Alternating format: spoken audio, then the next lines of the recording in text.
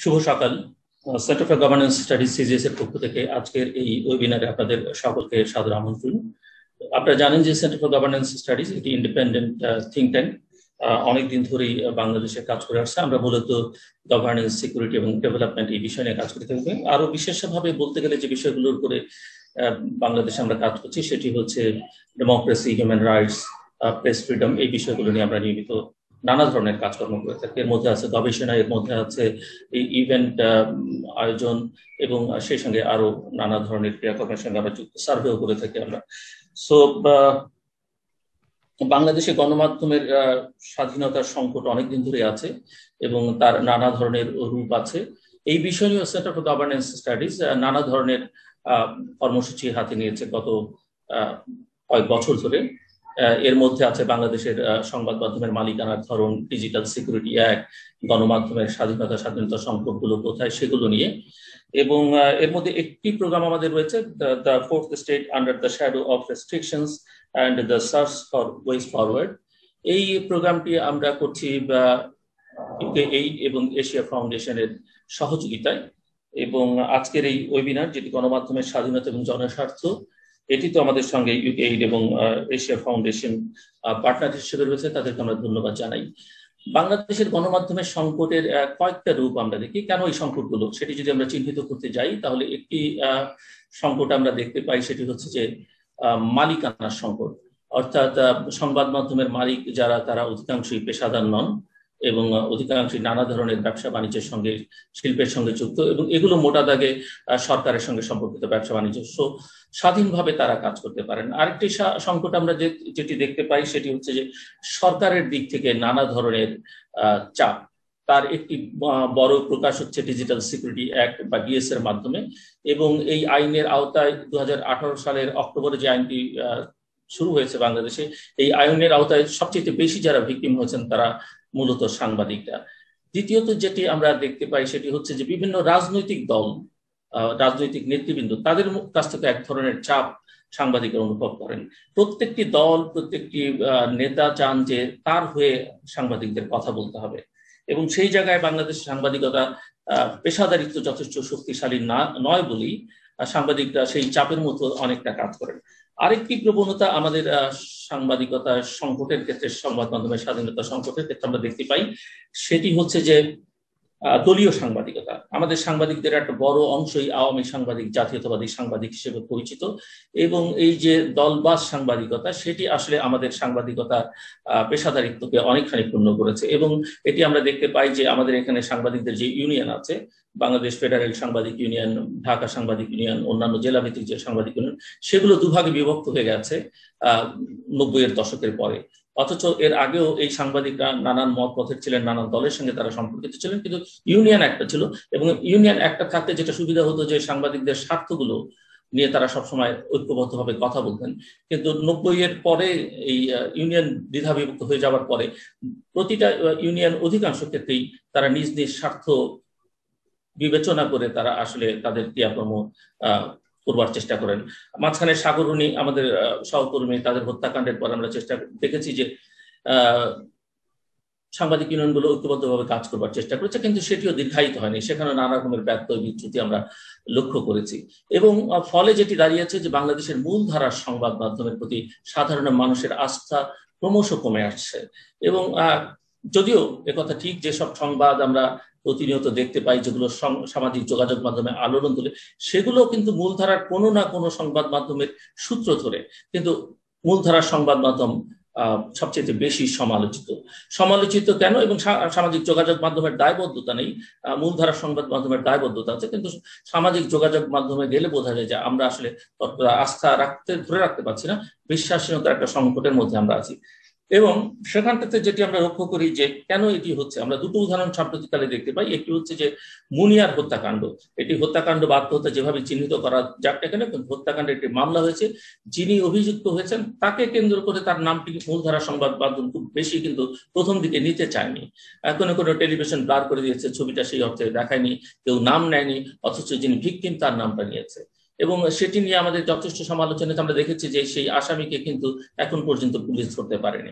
এবং সর্বশেষ সেটি হচ্ছে আমাদের আরেক সহকর্মী রোজিনা ইসলামকে কেন্দ্র করে যেটি হলো। রোজিনাকে নিয়ে সচিবালয়ে যেভাবে তাকে হেনস্থা করা হলো, তারপরে পুলিশ স্টেশনে নিয়ে যাওয়া হলো, তার বিরুদ্ধে মামলা হলো অফিসিয়াল সিক্রেট থাকতে, এবং তারপরে তার কারাবন্দী, জামিন হচ্ছে না, অথচ যে কোনো বিবেচনায় রোজিনা জামিন পেতে পারে। সেটি নিয়েও আমরা লক্ষ্য করলাম অনেকগুলো আমাদের দুর্বলতা ত্রুটির কয়েকটি জায়গা আমি যদি চিহ্নিত করতে চাই। আমরা লক্ষ্য করলাম যে এই খবরটি কিন্তু প্রথমে সব সংবাদ মাধ্যম দিতে দেয়নি।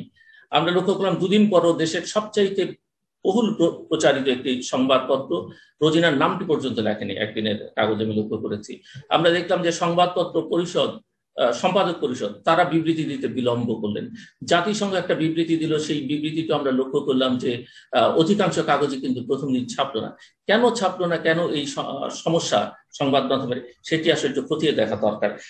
যাই হোক, আজকে সেন্টার ফর গভর্নেন্স স্টাডিজ আয়োজিত এই ওয়েবিনারে, যার শিরোনাম আমরা করেছি গণমাধ্যমের স্বাধীনতা এবং জনস্বার্থ, সেখানে আমরা গণমাধ্যমের সঙ্গে নিবিড়ভাবে সম্পৃক্ত বেশ কয়েকজন অতিথির কাছ থেকে শুনবো। তারা ভেতরকার সমস্যাগুলো, যেগুলো আমি মোটটাকে চিহ্নিত করবার চেষ্টা করেছি, এর বাইরেও থাকতে পারে, সেগুলো সম্পর্কে তারা বলবেন। আমাদের সঙ্গে আজকের এই আলোচনায় যুক্ত হচ্ছেন ভোরের কাগজের সম্পাদক শ্যামল দত্ত, আমাদের সঙ্গে আছেন দ্য এশিয়ান এজের সম্পাদক মন্ডলীর সভাপতি এম শোয়েব চৌধুরী, আমাদের সঙ্গে আছেন এনটিভির বার্তা প্রধান জহিরুল আলম, আমাদের সঙ্গে আছেন এপির ব্যুরো প্রধান, এফসিড প্রেসের ব্যুরো প্রধান জুলহাস আলম, আমাদের সঙ্গে যুক্ত হবেন বাংলাদেশ নাগরিক আন্দোলনের সঙ্গে যুক্ত বাংলাদেশ এনভায়রনমেন্টাল লয়ার্স অ্যাসোসিয়েশন বেলার নির্বাহী পরিচালক সৈয়দ রিজওয়ান হাসান, যিনি একজন আইনজীবী। আমাদের সঙ্গে যুক্ত হবার কথা রয়েছে ডক্টর রেজওয়ান সিদ্দিকীর, দৈনিক দিনকালের সম্পাদক, কিন্তু তিনি শারীরিকভাবে খানিকটা অসুস্থ হয়ে পড়ায় আমি নিশ্চিত নই যে তিনি শেষ পর্যন্ত যুক্ত হতে পারবেন। এবং সেই সঙ্গে আমাদের সঙ্গে আছেন centre for governance studies CGSC chairman doctor Manzur Ahmed Chowdhury. আপনাদের সকলকে স্বাগত আজকের এই অনুষ্ঠানে, ওয়েবিনারে, এবং সাংবাদিক বন্ধুরা যারা আমাদের সঙ্গে যুক্ত হয়েছেন তাদেরকেও স্বাগত। আমি আলোচনাটা শুরু করতে চাই জুলহাস আলম, যিনি একটি বিদেশি বার্তা সংস্থায় কাজ করেন, এপির ব্যুরো প্রধান বাংলাদেশে। জুলহাস আলমের কাছ থেকে শুনতে চাই যে বাংলাদেশের গণমাধ্যমের যে স্বাধীনতার সংকট, সংবাদ মাধ্যমের ভেতরকার যে সংকট, সেটি তিনি কিভাবে দেখেন, এবং সাম্প্রতিক উদাহরণগুলো নিয়ে যেসব আলোচনা সমালোচনা আছে সেগুলোকে তিনি কিভাবে দেখেন। মিস্টার জুলহাস আলম। ধন্যবাদ জিলু ভাই, সবাইকে সালাম, আসসালামু আলাইকুম এবং শুভ সকাল।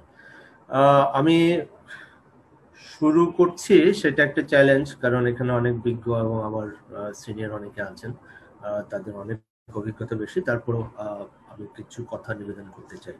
প্রথমত হলো যে সাংবাদিকতা বা গণমাধ্যমের স্বাধীনতার যে প্রশ্নটি, এটি আপনি যে বিষয়গুলো উল্লেখ করলেন, মালিকানার সংকটের কথা, সরকারের দিক থেকে চাপ, ডিজিটাল সিকিউরিটি অ্যাক্টের কথা বলেন, এবং সম্প্রতি আবার আলোচনায় চলে আসলো অফিসিয়াল সিক্রেটস অ্যাক্ট, রাজনৈতিক দল এবং কর্পোরেটের দিক থেকে যেসব চাপ, এগুলো তো আমরা সবাই আসলে জানি কি হচ্ছে এবং কিভাবে হয়। আমাদের যেটি মনে করি আমি, সেটা হচ্ছে যে আমাদের দিক থেকে কিছু দায়িত্ব আছে। সেটা হচ্ছে যে আমাদের নিজেদের বা গণমাধ্যম কর্মী হিসেবে আমাদের কিছু বিষয় পরিষ্কার হওয়া দরকার।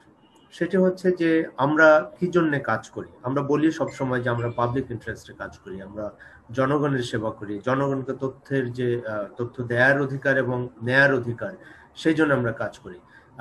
তো আমার কাছে যেটি মনে হয় যে আসলে এই পাবলিক ইন্টারেস্টের বিষয়টি আসলে কি, সেই বিষয়টি আমাদের যারা সিনিয়র বা নিউজ ম্যানেজার আছেন তাদের যতটা স্পষ্ট ধারণা আছে, মাঠে আমরা যারা কাজ করি তাদের হয়তোবা সবার সেই ধরনের স্পষ্ট ধারণা নেই, নানা কারণেই নেই। কারণ আমরা এমন একটি কালচারে সাংবাদিকতার মধ্যে আছি, আপনি যেগুলো উল্লেখ করলেন এগুলো আমাদের উপর জেঁকে বসেছে, যার জন্য আমরা অনেক কিছু পুঁথিগত বিদ্যা সেটা মাথায় নিয়ে আমরা চলি, কিন্তু দেখা যাচ্ছে যে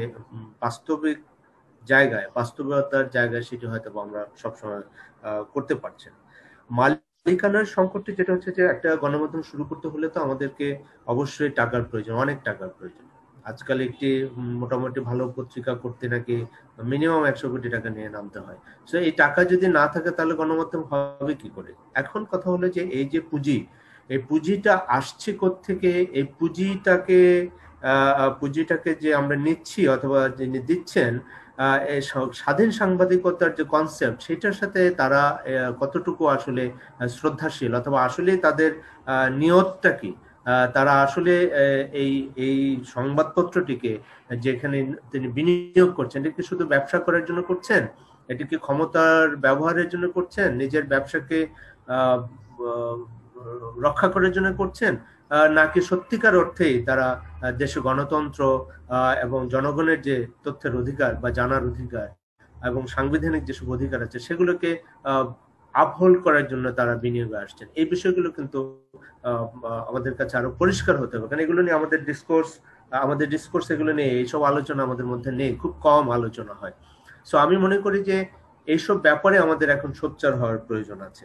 চাপ আসবেই, যারা ক্ষমতায় থাকে সারা পৃথিবীতে এবং উন্নত গণতন্ত্রের দেশেও আমরা দেখতে পাই যে নানা রকম চাপ। আমরা যদি মার্কিন যুক্তরাষ্ট্রের কথা বলি, যেখানে গণতন্ত্রের একটা বড় ভিত আছে, ইউকের কথা দেখি, আমরা সেখানে দেখেছি যে বিভিন্ন ভাবে গণমাধ্যমের উপর বিভিন্ন সময় চাপ তৈরি করা হয়। এটিকে মেনে নিয়েই কিন্তু আমাদের স্বাধীন সাংবাদিকতার পথে হাঁটতে হবে এবং আমাদের যে গণতন্ত্রের যাত্রা, আমাদের যে সামাজিক কাঠামো, আমাদের যে রাজনৈতিক কাঠামো, তার মধ্যে থেকেই আমাদেরকে মনে রাখতে হবে যে আমরা আসলে কোথায় যেতে চাই, কেন যেতে চাই, আমরা আসলে কোন কাজে আছি।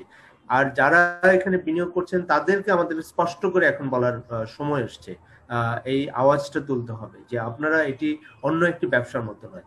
একজন গার্মেন্ট ইন্ডাস্ট্রির মালিক যদি সংবাদপত্রে বিনিয়োগ করেন তাহলে তাকে আমাদের বলে দিতে হবে। এখন আমি সম্পাদক হিসেবে সেই পত্রিকার হয়তো বা আমি কতটুকু পরিষ্কার করতে পারি, কিন্তু আমাদের যেসব গ্রুপ আছে, আমাদের যেসব ইউনিয়ন আছে, আমাদের যেসব প্রফেশনাল সংগঠন আছে, তাদের গাইডলাইন, তাদের জায়গা থেকে, সততার জায়গা থেকে কিন্তু এই বিষয়গুলো পরিষ্কার করে দিতে হবে। আমাদের যে সম্মিলিত শক্তি আছে সেটি দিলে কিন্তু একটি বার্তা সবসময় সেটি যায় এবং পাবলিক ডিসকোর্সে যদি এটি থাকে, আমরা যদি উচ্চস্বরে এটি নিয়ে কথা বলি, তাহলে কিন্তু তাদের মাথায় ঢুকবে যে ভবিষ্যতে যারা বিনিয়োগ করতে আসবেন তাদেরকে ওই মানসিকতা নিয়ে আসতে হবে এবং সেই মানসিকতা থেকে হয়তো আমরা কিছুটা চাপ মুক্ত থাকতে পারবো। কারণ এডিটোরিয়াল পলিসি, আপনি দেখেন বিশ্বের আন্তর্জাতিক যেসব ব্রডকাস্ট মিডিয়া আছে, যেসব সংবাদ সংস্থা আছে বা বড় যেসব পত্রিকা আছে, তারাও কিন্তু নানাভাবে কর্পোরেটের সাথে কানেক্টেড অথবা সরকার দ্বারা নিয়ন্ত্রিত বলবো না, সরকার দ্বারা ফান্ড প্রোভাইড করে। আপনার বিবিসির কথা ধরেন, সেখানে তো সরকার ফান্ড দেয়। আমাদের ধরেন আমার এপি, এটা একটু সমবায় সমিতি, সেখানে সরকারের সাথে কোনো সম্পর্ক নেই এবং কোনো ব্যক্তি মালিকানাধীন কোনো প্রতিষ্ঠান নয় আন্তর্জাতিক সংবাদ সংস্থা এপি। এএফপি যেটি আছে সেখানে সরকারের একটা অংশ হচ্ছে, কিন্তু তারা একটা এডিটোরিয়াল পলিসি মেনটেন করে। সেটা যে আমি বলবো না যে একেবারে 100% শতভাগ সেটি একেবারে শুদ্ধ, সেটি বলার কোনো কারণ নেই, কিন্তু বৃহত্তর পরিমণ্ডলে কিন্তু তারা একটা স্বাধীন সাংবাদিকতার চর্চা করে এবং একটা স্ট্রিক্ট এডিটোরিয়াল গাইডলাইনের মধ্যে থেকে কাজ করে। সো আমি যেটা মনে করি যে পুঁজি যেখান থেকে আসুক, যদি সেই বিটুইন দ্য লাইন যে একটা যে রেখা আছে, সেটা যদি আমরা পরিষ্কার করতে পারি, তাহলে আমার মনে হয় যে এই চাপগুলো থেকে ভবিষ্যতে আমরা কিছুটা হলো মুক্ত থাকতে পারবো। আমাদের এই যে যুদ্ধটা, সেই যুদ্ধটা করতে আমাদের সহজ হবে। আর বর্তমানে বা গত কদিনের যে ঘটনা, অফিসিয়াল সিক্রেটস অ্যাক্ট কে ব্যবহার করে এই প্রথমবারের মতো, আমাদের জানা মতে প্রথমবারের মতো একটি এরকম ঘটনা ঘটলো, যেটি নজিরবিহীন, যেটি আমি একজন গণমাধ্যম কর্মী হিসেবে নিন্দা জানাই এবং এটার বিপক্ষে আমার সরাসরি অবস্থান। তো আমি মনে করি যে এই ধরনের এই আইনটিকে যে প্রক্রিয়ায় ব্যবহার করা হয়েছে, যেভাবে ব্যবহার করার যে ট্রেন্ডটি আমরা দেখলাম, এখানে মনে হয়েছে এটা একটা চাপিয়ে দেওয়া, এক ধরনের প্রভাব বিস্তার করে এবং অপব্যবহার করা হয়েছে এটিকে। কারণ এই আইনের যেসব ধারা আছে, যেসব উপধারা আছে, যেইভাবে এটি প্রয়োগ হওয়ার কথা তার ধারে কাছে সেটি নেই। সো এই যে কর্তৃত্ববাদী একটা অ্যাপ্রোচ থেকে যে যা ইচ্ছা তাই করা যায় এবং আইনকে না মানা, এই ধরনের যে প্রবণতা, এই প্রবণতাকে আমাদের চ্যালেঞ্জ করতে হবে। আমি মনে করি যে এটা কোন সরকার আছে দেশে, কোন সরকার ভবিষ্যতে আসবে বা অতীতে কে ছিল, সেটা আমাদের বিবেচ্য বিষয় না। বিবেচ্য বিষয় হলো এইসব জায়গায় মৌলিক কিছু বিষয়ে আমাদেরকে একমত হওয়ার প্রয়োজন আছে। আমাদের প্রফেশনাল যেসব সংগঠন আছে তাদেরকে নতুন করে চিন্তা করতে হবে যে কোন জায়গায় আসলে আমরা দাঁড়াতে চাই।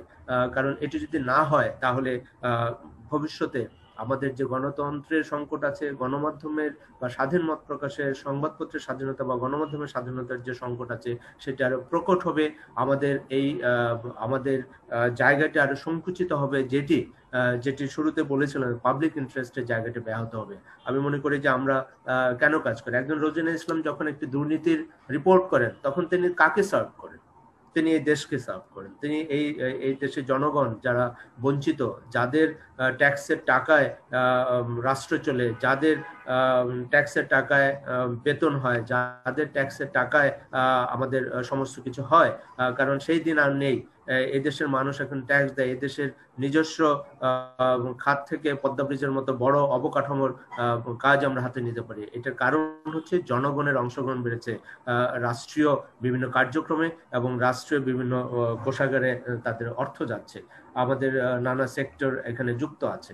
তো আমি মনে করি যে সেই জায়গাটি কিন্তু আমাদের পরিবর্তন করতে হবে। আজকে ধরুন এরশাদ সাহেবের আমল বা পরবর্তী সেই সময় থেকে অনেক এক্সপান্ড করেছে, আমাদের জনগণের অংশগ্রহণ বেড়েছে, আমার অধিকার বেড়েছে, আমার কথা বলার দাবি কিন্তু বেড়েছে। এটিকে কিন্তু যারা ক্ষমতায় থাকেন তাদেরকে আস্তে আস্তে বুঝতে হবে, তাদেরকে কিন্তু এটা মাথায় নিতে হবে। তা নাহলে ভবিষ্যতে আমি মনে করি যে একটি সংকট তৈরি হবে, এবং জনগণের থেকে যে বিচ্ছিন্ন একটা চিন্তাধারা, সেটি আমলাতন্ত্রের জায়গা থেকে হোক, বিচার বিভাগের জায়গা থেকে হোক, রাজনৈতিক দলের জায়গা থেকে হোক, সেই জায়গা থেকে কিন্তু তাদের সরে আসতে হবে। এবং সেই সরে আসার ক্ষেত্রে এবং তাদের এই বোধোদয়ের ক্ষেত্রে কিন্তু গণমাধ্যমই পারে স্বাধীন সাংবাদিকতার মাধ্যমে এবং সঠিক ভালো সাংবাদিকতার মাধ্যমে সেই বোধোদয়টি করে দেয়। আমি আর খুব বেশি সময় নিব না। দলবাদ সাংবাদিকতার কথা বলছিলেন, এটা আমি এটি বলছি এই কারণে যে আপনি বারবার, আমি হয়তো আপনি প্রসঙ্গটা না তুললে আপনাকে প্রশ্ন করতাম যে এই যে ঐক্যবদ্ধ হবার, মানে ঐক্যবদ্ধভাবে মোকাবেলা করবার কথা বলছেন, কিন্তু সেটা তো হচ্ছে না। সেটা হচ্ছে না। আমি আমি আমি মনে করি যে আমাদের কথা বলতে হবে। দল সরকারে আসবে, ক্ষমতায় আসবে, আবার যাবে। আমাদের বেসিক ডেফিনেটলি আমার একটা বৃহত্তর পরিমণ্ডলে একটা নীতি নৈতিকতা, আমার সমর্থন সেটি থাকবে, কিন্তু আমরা ওপেনলি যেভাবে আমার সেক্টরের কতিপয় আমরা যেভাবে ওপেনলি দলীয় কর্মীদের মতো আচরণ করি, এটি আমাদের জন্য খুবই দুঃখজনক। এটা একদিনে হয়নি, এটা আমরা নিজেরাও অনেক নষ্ট হয়েছে, ওপর থেকে আমাদেরকে যুক্ত করা হয়েছে। তো আমি মনে করি যে সেই জায়গা থেকে আমাদের বেরিয়ে আসতে হবে, কারণ বেরিয়ে না আসলে কি হবে, তাহলে আমরা ক্ষতিগ্রস্ত হব, গণতন্ত্র ক্ষতিগ্রস্ত হবে। এবং সেটি মনে করি যে আমাদের বৃহত্তর পরিমণ্ডলে এখন আমি নিশ্চয়ই মুক্তিযুদ্ধের বিরুদ্ধে কেউ গেলে সেটিকে আমরা কোনোভাবে সমর্থন করব না, কিন্তু তার মানে এই না যে মুক্তিযুদ্ধকে ব্যবহার করে আমার জনগণের মাথায় কাঁঠাল ভেঙে খাবে কেউ, সেটি যেই হোক, বা সেটি কিন্তু আমরা অন্তত মনে করি যে গণমাধ্যমের জায়গা থেকে আমাদের কিন্তু সেটি দেখতে হবে, আমাদের এটা দায়িত্ব। কারণ এটি আমরা যারা সাংবাদিকতা করি, আমি ব্যক্তিগত জায়গা থেকে দেখি যে এটি শুধুমাত্র একটি চাকরি নয়, এটি একটি দায়িত্ব নিয়ে আমরা এখানে বসেছি, দায়িত্ব নিয়ে আমরা এই জায়গাটি আছি। এটি শুধুমাত্র একটা অন্য আর পাঁচটি, কাউকে আমি ছোট করছি না, কিন্তু এটা একটা ওই যে বললাম যে জনগণের সাথে সম্পর্কিত। এই কারণেই, কারণ গণমাধ্যমকে গণতান্ত্রিক সমাজে বলা হয়েছে যে এটা একটা চতুর্থ স্তম্ভ রাষ্ট্রের। সেই জায়গাটিকে যদি আমরা শুধুমাত্র কথায় বলি কিন্তু আমরা চর্চায় না যাই, সেই বিষয়টি কিন্তু খুবই দুঃখজনক। আর সর্বশেষ যে প্রসঙ্গটি বলবো, শুরুতে বলেছিলাম এডিটোরিয়াল পলিসি। আমাদের এডিটোরিয়াল পলিসি কিন্তু অত্যন্ত দুর্বল, আমাদের এডিটোরিয়াল ডিসিশন গুলো খুব দুর্বল, এবং আমাদের এডিটোরিয়াল যে প্রক্রিয়া এগুলোকে চালাতে হয় সেই জায়গাগুলো আমি মোটামুটি যে অনেকগুলো প্রতিষ্ঠানের সাথে যুক্ত ছিলাম, Daily Star, New Age, UNB, BD News 24.com, আমি হিন্দুস্তান টাইমসে কাজ করেছি, এপির সাথে আছে 2004 সাল থেকে, কিছু টেলিভিশনের সাথে যুক্ত থাকার কারণে আমি দেখেছি যে editorial policy very very weak, which is really bad. আমরা শিখতে পারি, আমরা আন্তর্জাতিকভাবে অথবা আমাদের এই অঞ্চলে অনেক ভালো ভালো প্রতিষ্ঠান আছে, তাদের কাছ থেকে আমরা শিখতে পারি। এগুলো নিয়ে আমাদের কথা বলতে হবে, আমাদের কোথায় ঘাটতি আছে সেটি আমাদের বুঝতে হবে। এথিক্স এবং স্ট্যান্ডার্ডের জায়গায় কোথায় একটা ফাইন লাইন আছে, কিভাবে আমরা এটাকে ভারসাম্য তৈরি করব, এগুলো নিয়ে কিন্তু আমাদের চিন্তা করার ব্যাপার আছে। দেখা যাচ্ছে যে আমি এথিক্স মেনটেন করতে চাই, কিন্তু আমি আমার প্রতিষ্ঠানের নানা, আপনি যেগুলো বললেন, আমি যেগুলো উল্লেখ করলাম, চাপের কারণে আমি স্ট্যান্ডার্ড মেনটেন করতে পারছি না। আবার স্ট্যান্ডার্ড মেনটেন করার আমার আকাঙ্ক্ষা আছে, কিন্তু দেখা যাচ্ছে যে এডিটোরিয়াল পলিসি সেটাকে সাপোর্ট দিচ্ছে না বলে ফিল্ড লেভেলে সেটা আবার হচ্ছে না।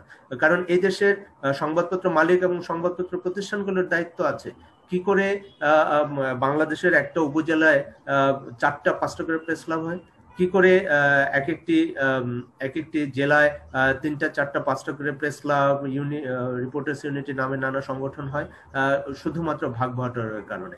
কারণ মফস্বল এলাকার সাংবাদিক অত্যন্ত গুরুত্বপূর্ণ, সারা দেশ থেকে তারা সংবাদ পাঠান, সেখানকার তারা একেবারে আমি আমার অভিজ্ঞতা থেকে বলি, এগুলো সবগুলো ভাগ বাটোয়ারা, জোয়ার পটের টাকা, থানার দালালি, এমপি সাহেবের পক্ষ একটা, উপজেলা চেয়ারম্যান সাহেবের পক্ষ আরেকটা, ইউনো সাহেবের পক্ষ আরেকটা, এগুলো টিআরের ভাগ, রিলিফের টাকার ভাগ, নানা রকম উন্নয়ন কাজের টাকার ভাগ। এটাই হচ্ছে বাস্তবতা।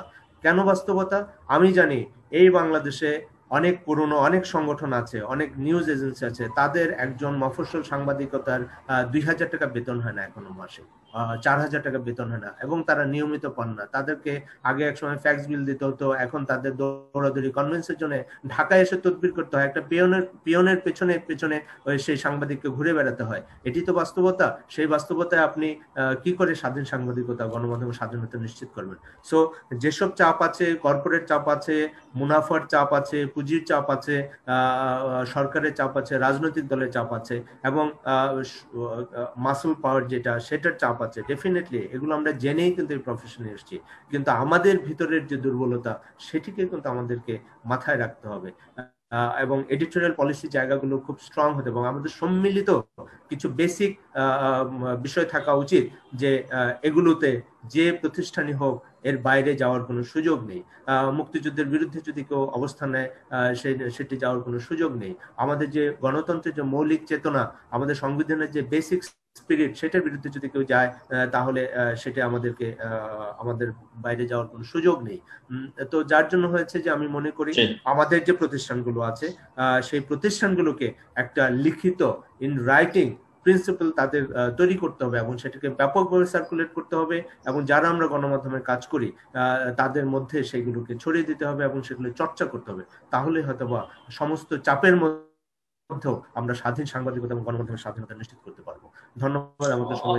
অনেক ধন্যবাদ জুয়েল ভাই, আপনি থাকবেন আমাদের সঙ্গে এবং আরো শুনবো আপনার কাছ থেকে। এবং আপনি যেটি বলছিলেন অত্যন্ত গুরুত্বপূর্ণ কথা, মফস্বল সাংবাদিকতা, এবং এই মফস্বল সাংবাদিকরা কিন্তু বাংলাদেশের সাংবাদিকতার যে ইমেজ আছে সেটি ক্ষুণ্ণ করতে অনেক বড় ভূমিকা রাখছে, এবং এর জন্য শুধু তারাই দায়ী না, দায়ী কিন্তু প্রতিষ্ঠানগুলো। কারণ প্রতিষ্ঠানগুলো বেশ কিছু প্রতিষ্ঠানের কথা আমি নিজেও বলতে পারবো, যে যারা আসলে মফস্বল সাংবাদিক নিয়োগ দিয়ে তাকে একটা কার্ড ধরিয়ে দেয় এবং বলে যে তোমারটা তুমি রোজগার করে চলো, মানে এই কার্ড দেখিয়ে। এবং এখন ঢাকায় এরকম দেখা যায়, বেশ এত টেলিভিশন, এত চ্যানেল, এত অনলাইন পোর্টাল হয়েছে, যারা ওই সাংবাদিকতার কার্ড বিক্রি করে করে বা কার্ড দেখিয়ে দেখিয়ে আসলে তার নিজের জীবিকা নির্বাহ করে, প্রতিষ্ঠান কোনো দায় নেয় না।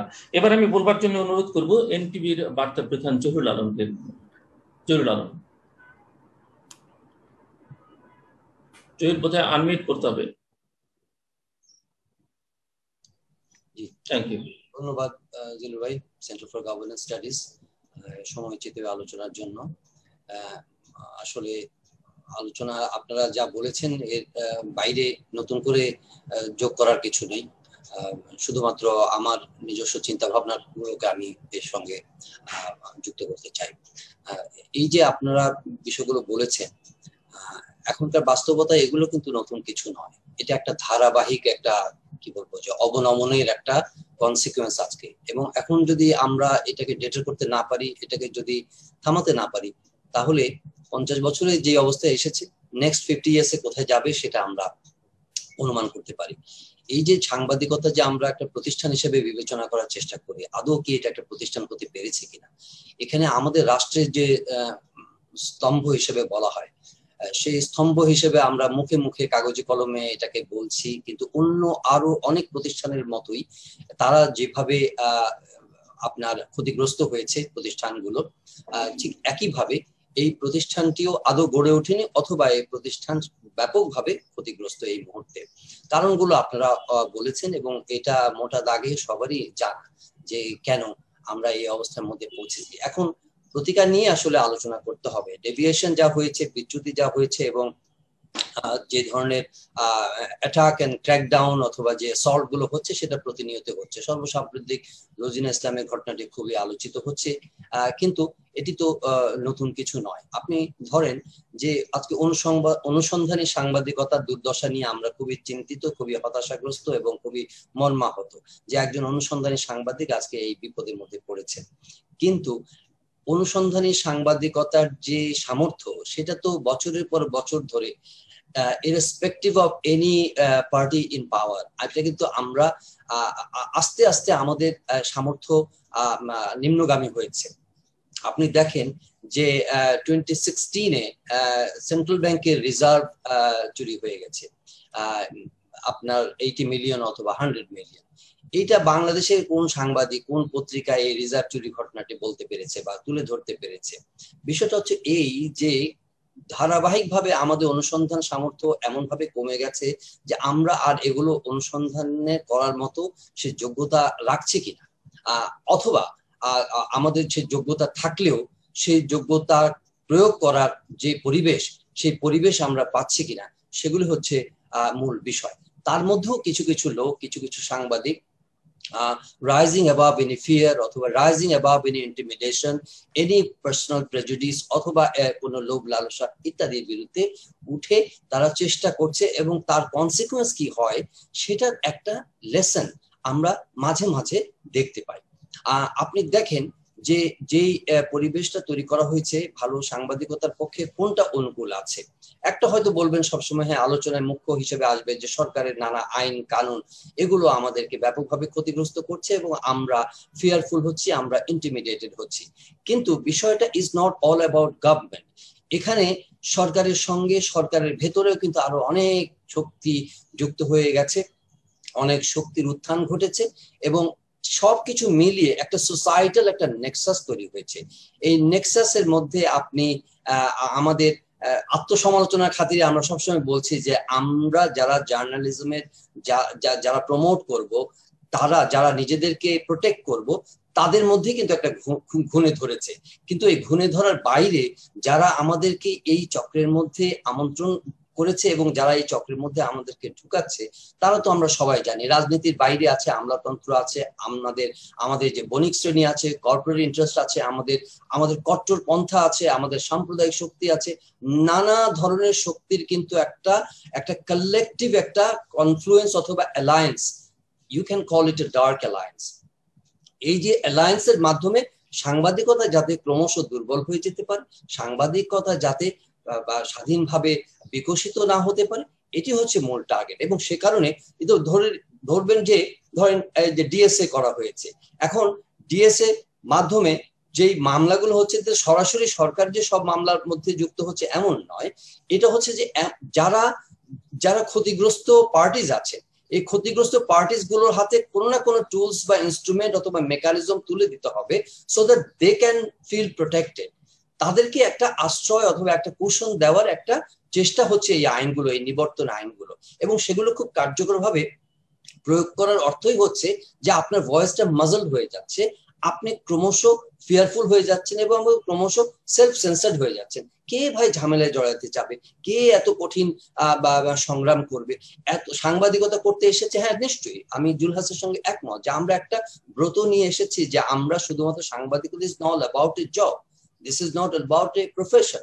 এটা একটা এথিক্যাল একটা প্রমিস, একটা প্লেজ এবং একটা সার্ভিস, এবং সেটা ক্রমাগত যদি একটা কি বলবো যে চাপের মধ্যে আপনার এই ইয়েটা কি বলে যে কনভিকশনটা, এই ডিটারমিনেশনটা, এই রিজলভটা আপনি কতক্ষণ ধরে রাখতে পারবেন? যখন আপনি দেখবেন যে মালিকানার বিষয়ে একটা বড় ব্যাপার, যখন আপনি দেখবেন যে একটা কম্প্রোমাইজিং এডিটোরিয়াল একটা বড় ব্যাপার, যখন আপনি দেখবেন যে একটা বিভিন্ন গোষ্ঠীর একটা ক্রমাগত চাপের ব্যাপার, তারপরে আপনি দেখবেন যে আমাদের ভেতরে স্বার্থগত কি বলে যে আনুকূল্যের ব্যাপার আছে, এবং এই সব কনফ্লুয়েন্সের মধ্যে এরকম একটা কি বলবো যে মোহনার মধ্যে এসে একজন কি বলবো যে স্বাধীন চেতা স্বাধীন মনোভঙ্গি নিয়ে একজন সাংবাদিক কতক্ষণ তার মাথা উঁচু করে দাঁড়াতেই পারবেন আর কতক্ষণ কথাই বলতে পারবেন। রোজিনা তো চেষ্টা করেছে, হ্যাঁ হয়তো যদি আপনি ধরেন হাইপোথেটিক্যালি যে উনি তথ্য সংগ্রহ করার জন্য নানা ধরনের মিনস ব্যবহার করেন, এবং যারা ইনভেস্টিগেটিভ জার্নালিজম এরকম মিনস করে থাকেন সামহাও এই ঘটনাটি ঘটেছে। এখন এই ধরনের একটা ফ্যাব্রিকেটেড একটা ঘটনাকে যদি আপনি তাকে ইফেক্টিভলি আইন কার্যকর করে যদি তাকে আপনি একটা শায়েস্তা করতে পারেন, তাহলে হোল সোসাইটি অফ জার্নালিজম একটা ভালো লেসন পেয়ে যাবে যে ইয়েস আপনার আর বেশি, আপনার হাত এই পর্যন্তই, আপনার দৌড় এই পর্যন্তই। আমার মনে হয় যে এগুলোর ব্যাপারে এই যে আমরা বলছি যে সবাইকে একমত হতে হবে, কালেকটিভ হতে হবে, সোচ্চার হতে হবে, হতে তো হবে, এবং আমরা কনসিস্টেন্টলি এন্ড কনজিকিউটিভলি এই কথাগুলো বলে যাচ্ছি, সবাই বলছে সময়ে সময়ে।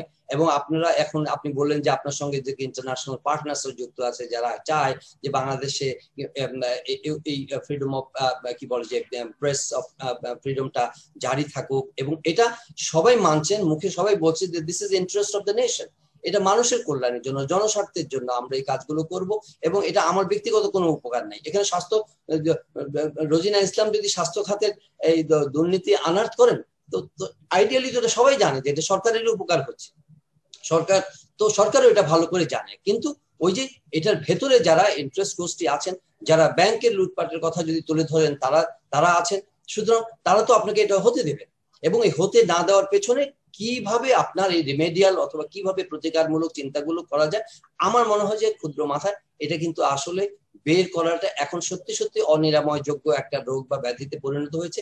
এবং এখানে ধরেন আমরা যারা ধরেন এত এই যে আমার একটা কি বলে যে আবেগ বা আমার একটা কি বলে যে দমনীয় আকাঙ্ক্ষা আছে ভালো সাংবাদিকতার প্রতি, তো এখন আমি যদি এই কথাগুলো বলি, আমার আকাঙ্ক্ষার কথাগুলো বলেই যাব, কিন্তু those who should be held accountable, ধরেন যে আপনার তাদেরকে নিয়েও আপনি একটা আলোচনা করতে পারেন, তাদেরকেও আপনি এই আলোচনায় ইনভলভ করতে হবে, যুক্ত করে তাদের মতামতটা নিতে হবে। ধরেন আমাদের সাংবাদিক নেতৃবৃন্দের কথা বলছেন বা বিভিন্ন সংগঠনের কথা বলছেন, তারা কেন চুপ থাকেন, কেন তারা সোচ্চার হতে পারেন না, কেন তারা একজোট হতে পারেন না, এখানে তো খুবই পরিষ্কারভাবে সবাই বলছে যে না হ্যাঁ এখানে তাদের স্বার্থগত দ্বন্দ্ব আছে, লাভালাভের ব্যাপার আছে, বা দলীয় আনুগত্য আছে, অথবা কোনো কর্পোরেট ইন্টারেস্ট আছে, অথবা অন্য যে কিছুই থাকতে পারে। তো সেই বিষয়গুলোকে তাদের ক্রমাগতভাবে তাদের অ্যাকাউন্টেবল করার কোনো মেকানিজম আমাদের কি আছে? আমাদের হাতে কিন্তু এই মুহূর্তে নাই। কনস্টিটিউশনাল যে অব্লিগেশন আমাদের আছে অথবা যে রাইটস আমাদেরকে দেওয়া হয়েছে, সেখানে কিন্তু আমরা সবাই জানি সাধারণভাবে যে কি প্লেস করা হয়েছে, কনস্টিটিউশন আমাদেরকে কি গ্যারান্টি করছে। আমাদের আর্টিকেল 39 এর কথা আমরা কথায় কথায় আমরা সেটাকে আমরা সাইট করি, আমরা সেটাকে উদাহরণ হিসেবে তুলে ধরি যে এটা আমাদের অধিকার।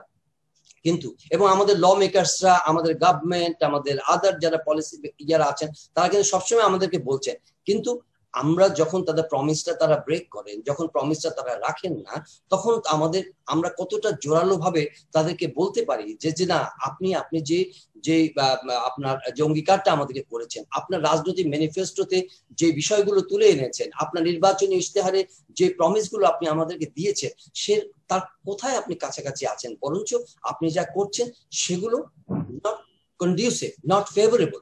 আপনি দেখেন যে ডিএস এর বিষয়ে যখন এই যে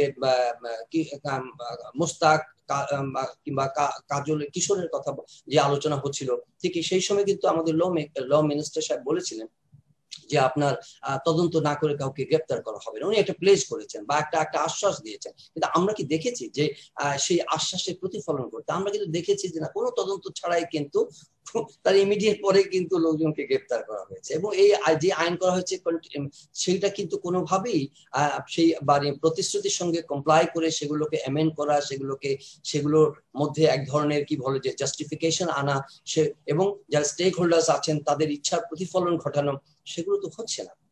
তো সেই কারণে আপনি অনেকগুলো আপনার কি বলে যে একটা ফ্যাক্টরস এর একটা সমন্বিত রূপ হচ্ছে আজকের ইয়েতে। সুতরাং আমরা সরকারকে ডেফিনেটলি সরকারের কাছে আমাদের সবকিছু বলার বা চাওয়ার যে না, যে আইন হবে, যে সেগুলো আমাদের জন্য যাতে কোনোভাবে নিবর্তনমূলক না হয়, আমাদের কোনোভাবেই যাতে ফিয়ারফুল না করে, আমাদের কোনোভাবেই যাতে আমাদের কাজে বাধাগ্রস্ত আমাদেরকে না করে, সেটা একদিকে দেখতে হবে। কিন্তু একই সঙ্গে আমাদের যে ছোট ছোট যে মানে অন্যান্য যে উপসর্গগুলো তৈরি হয়েছে, সেই উপসর্গগুলোর ব্যাপারেও আমাদের নজর দিতে হবে। আপনি দেখেন যে লাইসেন্সিং মানে অ্যাওয়ার্ড, এই লাইসেন্স অ্যাওয়ার্ডিং প্রসেসটাই কিন্তু এরোনিয়াস। এখন বলেন যে এত এত সংবাদপত্র, এত এত টেলিভিশন হয়ে গেছে, কেন, কিসের জন্য? এটা কি আমরা কি দাবি করছি যে বহু সংবাদপত্র বা বহু গণমাধ্যম বা বহু মিডিয়া, বহু অনলাইন থাকলে একটা দেশের রিফ্লেক্ট করে যে না এটা একটা মুক্ত সাংবাদিকতার পরিবেশ নিশ্চিত করছে? আমার তো মনে হয় এটা আরো মানে সমস্যাকে ডিটেরিয়েট করার জন্য অবদান রাখছে, বিকজ এখানে অপসাংবাদিকতা প্রমোটেড হচ্ছে, এখানে বহু লোক হচ্ছে এবং সেখানে কোনো চেক এন্ড ব্যালেন্স নাই, সেখানে কোনো নিয়ন্ত্রণ নাই, সেখানে কোনো আপনার মনিটরিং নাই, কোনো ওয়াচ ডগ নাই। সেই কারণে আমার মনে হয় যে এই যে মাশরুমিং গ্রোথ অফ মিডিয়া অথবা press is not very conducive for the greater and good health of the journalism. এটা একটা ব্যাপার।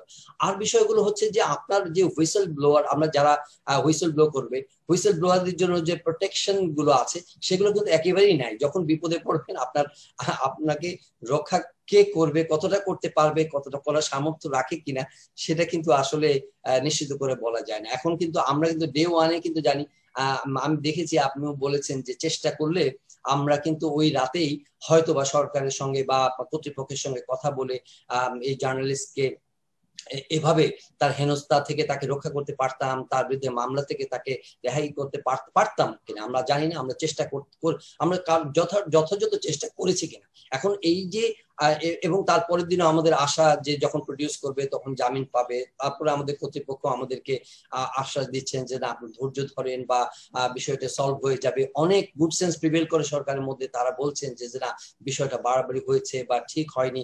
কোনো না কোনো ভাবে একটা পার্টনারশিপ, যদি আপনি সত্যি সত্যি আপনার গুডউইল থাকে তাহলে confrontation is not the answer. Confrontation হবে ইন এ লজিক্যাল ওয়ে, কিন্তু সাংবাদিকতার যেখানে একটা ডিফাইনিং মোমেন্ট, যেখানে আপনার এই ধরনের একটি ঘটনা আপনাকে দেশে বিদেশে নানা ধরনের নেতিবাচক বার্তা দিতে সাহায্য করে, তখন কিন্তু আপনার কিন্তু এক ধরনের চিন্তাশীল এক ধরনের কার্যক্রমের মধ্যে যাওয়া উচিত। সেখানে আমি কিন্তু কোনো ভালো সুচিন্তার প্রতিফলন দেখিনি। যদি বলেন যে এখানে এই ধরনের একটা অনুসন্ধানী সাংবাদিকতা করলে দেশের ইমেজ ক্ষুণ্ণ হবে, এই ভয় আপনি ধরেন যে এই কথাগুলো বলছেন, কিন্তু এখন যে সাংবাদিকতা যখন আপনার বাধাগ্রস্ত হচ্ছে তখন কিন্তু দেশে বিদেশে কিন্তু এক ধরনের কিন্তু নেতিবাচক খবর প্রচার হচ্ছে। এই নেতিবাচক খবর প্রচার হওয়াটা কিন্তু is not in the interest of the nation. এটা কিন্তু আমাদের ইন আদার ওয়ে আমাদের ভাবমূর্তি কিন্তু কোনো না কোনো ভাবে ক্ষুণ্ণ করছে।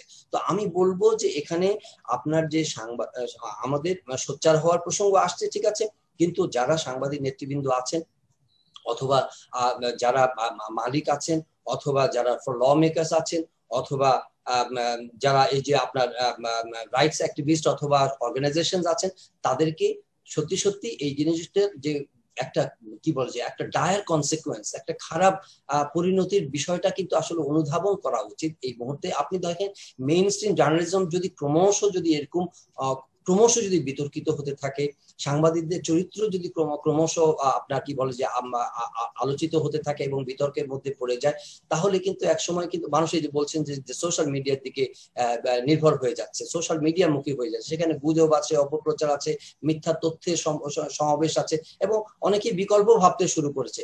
Is that good for the society? আপনি বলবেন যে হ্যাঁ আমরা তো ওখানে সবকিছু পেয়ে যাচ্ছি, এবং আমাদেরকে এই সুযোগ নিয়ে কিন্তু মেইন স্ট্রিম মিডিয়াকে গালাগালও করছে অনেকে। কেউ সুবিধা মতো সাংবাদিককে গালাগাল করছে, কে সুবিধা মতো মালিকদের গালাগাল করছে, কে সুবিধা মতো সরকারকে গালাগাল করছে, কে সুবিধা মতো সাংবাদিক নেতৃবৃন্দকে গালাগাল করছে। বিষয়টা হচ্ছে কি একটা গোষ্ঠী কিন্তু এটার একটা আনডিউ একটা ফায়দা হাসিল করার চেষ্টা করছে। কিন্তু আমার মনে হয় যে this is a very critical juncture of the nation. আর এখানের মধ্যে প্রত্যেকেরই এক ধরনের কি বলবো যে একটা কালেকটিভনেস দরকার আছে সবাইকে, বিশেষ করে সাংবাদিক যারা আছেন তাদের। এখন তারা সোচ্চার হয়েছেন, কথা বলছেন, কিন্তু দেখবেন যে কয়েকদিন পরে আবার দেখবেন যে কেসি অনেক ঘটনা এরকম আমাদের ঘটেছে, যে যখন এখন জামিন হয়ে যাবে দেন আমরা বলবো যে প্রবলেম ইজ সলভ। আমাদের যেন একটা টার্গেট হচ্ছে রোজিনা ইসলামের জামিন মঞ্জুর হলে মোটামুটি আমরা এই সমস্যার সমাধান করতে পেরেছি। কিন্তু সমস্যার সমাধান শুধু is not related to, is not মানে concentrated to Rozina Islam, it's a more deepening crisis. এবং আমার মনে হয় যে বিষয়টাকে সবাই চিন্তা করা এবং এটাকে বিশ্বাস করা যে better journalism, good journalism, effective journalism is in the interest of the nation, is the interest of the people. এটা আমাদের বিলিভ করতে হবে এবং সরকারও যত তাড়াতাড়ি যত সুন্দরভাবে এটা বিলিভ করেন এবং এই যে র্যান্ডম এবং ইনডিসক্রিমিনেটলি মালিক বাছাই করা যারা তাদের মানে আপনি দেখেন যে এই বছরের পর বছর ধরে আসছে, কিভাবে লাইসেন্সিং হচ্ছে, একটা জেনারেল পারসেপশন হচ্ছে এটা যে তারা দোজ হু আর কি বলে এবল টু আপনার promote and protect the interest of the political masters অথবা ইল গটেন মানি প্রোটেক্ট করার জন্য মিডিয়াতে হাজির হচ্ছেন, মিডিয়াকে কাজে লাগাচ্ছেন। এটা এখন পরিষ্কার দিবালোকের মতো। So we need to get into ইট। আমাদেরকে এটা গভীরভাবে চিন্তা করতে হবে এবং আমার মনে হয় যে this is a very high time. আমি কোনো শত্রুতা না করে জিনিসগুলোকে একটা কি বলবো যে একটা কার্যকর ডায়ালগের মধ্যে নিয়ে আসা এবং শুধুমাত্র সমালোচনার খাতিরে নয়, এটার একটা ব্যাড কনসিকুয়েন্স নিয়ে আমাদেরকে ক্রমাগত একটা ডিসকোর্স চালু রাখলে আমার মনে হয় যে এটা থেকে একটা পরিত্রাণের রাস্তা হয়তো খুঁজে পাওয়া যেতে পারে। আদারওয়াইজ আমি আসলে এই বর্তমান চিত্রে ইজ নট ভেরি কি বলে এশিওর। আমাকে সুযোগ দেওয়ার জন্য ধন্যবাদ। Thank you Zahir, thank you Zahirul Alam. খুবই মূল্যবান কথা বলেছেন। আমি আশা করি যে পরবর্তী বক্তারা এর সঙ্গে আরো সংযুক্ত করবেন। আমি চ্যাট বক্সে দেখতে পাচ্ছি যে নিউ এজের সাংবাদিক মুক্তাদির রশিদ, তিনি লিখেছেন যে আমি তথ্য সংগ্রহ করি জনগণের কল্যাণে, শাসক তার নাম দিয়েছে চুরি। তেমনি শাসক বলে বন্দুক যুদ্ধ, আমরা বলি বিচার বহির্ভূত হত্যা। শাসকের ভাষা শোষণের, আমার ভাষা মানুষের। একজন সাংবাদিক হিসেবে তিনি লিখেছেন। আমার মনে হয় যে অনেকেই এই বিষয়ে হয়তো একমত হবেন। আমি এবারে বলবার জন্য অনুরোধ করব এশিয়ান এইজের সম্পাদক মণ্ডলীর সভাপতি এম শোয়েব চৌধুরীকে। শোয়েব চৌধুরী একজন উদ্যোক্তা, পত্রিকা প্রকাশনার সঙ্গে অনেকদিন ধরেই যুক্ত এবং আমার মনে হয় যে তিনি মালিকানার অবস্থান থেকে, সম্পাদকীয় অবস্থান থেকে নানাভাবে কথাগুলো তুলে আনতে পারবেন এবং ইতিমধ্যে যেসব কথা উঠে এসছে সেগুলো সম্পর্কে তার অবজারভেশন দিয়ে করতে পারবেন। Mister M Shoaib Chowdhury. ধন্যবাদ সিজিএস আমাকে আজকের এই অনুষ্ঠানে ইনভাইট করার জন্য। আমি শুরুতে একটু ক্ষমা চেয়ে নিচ্ছি, কারণ আমি খুব কোভিড ভাইরাসে আক্রান্ত ছিলাম মারাত্মকভাবে। সেক্ষেত্রে আমার একটু দুর্বলতা আছে টোনে। আই থিঙ্ক হ্যাঁ, আপনারা একটা ক্ষমা সুন্দর দৃষ্টিতে দেখবেন। সো আমি যে প্রসঙ্গটির কথা বলতে চাই সেটি হচ্ছে যে আমি দুজনের বক্তব্য শুনছিলাম, জুলাস আলম এবং জহিরুল আলম। তো দুজনের বক্তব্য কিন্তু আমার কাছে একটা জিনিস মনে হয়েছে যে মিডিয়ার যে মালিকানা নিয়ে যে প্রসঙ্গটিতে এসেছে সেটি কিন্তু বাংলাদেশের ক্ষেত্রে ব্যতিক্রম। আপনি যদি আমি একটা এক্সাম্পল হিসেবে যদি দাঁড়া করাই যে রুপার্ট মার্ডককে, উনি দেখবেন যে ওনার বয়স যখন 22, সে তখন কিন্তু একটা মিডিয়ার মালিক, কিন্তু তারপর কিন্তু সে তার মিডিয়া লাইনেই কিন্তু এক্সপানশন করেছে, সে কিন্তু অন্যদিকে যায়নি। কিন্তু আমাদের এখানে দেখা যাচ্ছে যে মিডিয়াকে ব্যবহার করা হয় অন্য ব্যবসার উইপন্স হিসাবে। এই জিনিসগুলো আপনি যদি ঠিক করতে না পারেন, সেক্ষেত্রে যদি আপনার স্বচ্ছতা বা জবাবদিহিতা যদি না থাকে, তা সেক্ষেত্রে কিন্তু মিডিয়ার উপর সম্পাদকীয় নীতি বা সম্পাদকের যে ধ্যান ধারণা বা আপনার সাংবাদিকতার যে গাইডলাইন্স এগুলা কিন্তু ইমপ্লিমেন্ট হবে না। আর যেহেতু আপনাদের সাবজেক্টটা হচ্ছে গণমাধ্যমের স্বাধীনতা, জনস্বার্থ, আমি এখানে আরেকটা এক্সাম্পল আনতে চাই। আপনি দেখবেন যে 2009 সালে দ্য টেলিগ্রাফ নামে একটি ইংল্যান্ডের পত্রিকাতে যে ইংল্যান্ডের পার্লামেন্টের এমপি সাহেবদের অপব্যয় এবং তাদের যে অত্যন্ত ব্যয় হচ্ছে কেন বেশি, একটি রিপোর্ট ছাপা হয়, যেটাকে বলা হয় একটা চমৎকার ইনভেস্টিগেটিভ রিপোর্ট। সেই রিপোর্টের প্রেক্ষিতে কিন্তু পুরো ইউরোপ জুড়ে, কিন্তু পুরো ব্রিটেন জুড়ে কিন্তু তুলপাড় তৈরি হয়ে গিয়েছিল। বরঞ্চ দেখা যাচ্ছে যে এই রিপোর্টটি পাবলিশ হওয়ার জন্য সরকারের পক্ষ থেকে কিন্তু সেই রিপোর্টারকে কিন্তু ধন্যবাদ জানানো হয় বা তাকে এনকারেজ করা হয় যেন এই ধরনের রিপোর্ট করার জন্য। আপনি আমাদের বাংলাদেশের ক্ষেত্রে কিন্তু চিত্রটা ভিন্ন। আমি আরো যদি সম্পাদকীয় নীতির কথা বলেন, আমার মনে হয় জুলাস আলম এবং জহির আলম ওনারা এবং শ্যামলদা এখানে দেখতে পাচ্ছি আছেন, ওনারা অনেক বেশি অভিজ্ঞ। কিন্তু আপনি কি মনে করেন যে আমাদের দেশের যে মিডিয়া ল, যে মিডিয়া যে ব্রডকাস্ট ল বা মিডিয়া পাবলিসিটি ল, এই লগুলা কি ইন্টারন্যাশনাল স্ট্যান্ডার্ড? আপনি কি ইচ্ছা করলেই পারবেন বাংলাদেশে যে ইংল্যান্ডের মতো, ইংল্যান্ডের চলমান প্রধানমন্ত্রীকে বা ব্যঙ্গ করে কোন রকমের কার্টুন ছাপতে? আপনার সামনে এক্সাম্পল আছে যে আমেরিকাতে যিনি একজন সবচেয়ে পাওয়ারফুল প্রেসিডেন্ট ছিলেন ডোনাল্ড ট্রাম্প, তাকে নিয়ে যে ধরনের কার্টুন ছাপা হয়েছে, সেই ধরনের কার্টুন কি আপনি বাংলাদেশে ছাপার সৎ সাহস কি আছে আপনার, বা ছাপতে পারবেন না? তো সেই ক্ষেত্রে যেহেতু আপনারা এই জায়গাতে একটা ঐক্যমতের ভিত্তিতে যে সংবাদপত্র নীতিমালা এবং মালিকানা এগুলাকে এস্টাবলিশ করা যায় নাই, আজকে সারা পৃথিবীতে আমি মনে করি মিডিয়া সংকটের মুখে। আজকে আমাদের কোনো পত্রিকাতে বা কোনো সংবাদপত্রে কি এই প্রসঙ্গটি এসেছে মিডিয়াকে কিভাবে সার্ভাইভ করানো যায়? আসে নাই। কারণ এখানে যে চাকরি করে, যে সংবাদপত্রে কাজ করে, সে পেশা মনে না করে সে মনে করে আমি চাকরি করছি। এই জায়গা থেকে বেরিয়ে আসতে হবে। আমার কাছে মনে হচ্ছে যে যার যার জায়গা থেকে, যারা সংবাদপত্র কর্মী বলেন, মিডিয়া কর্মী বলেন, আমি নিজেও কিন্তু একজন মিডিয়া কর্মী, মিডিয়া কর্মী হিসাবে মিডিয়া মালিক।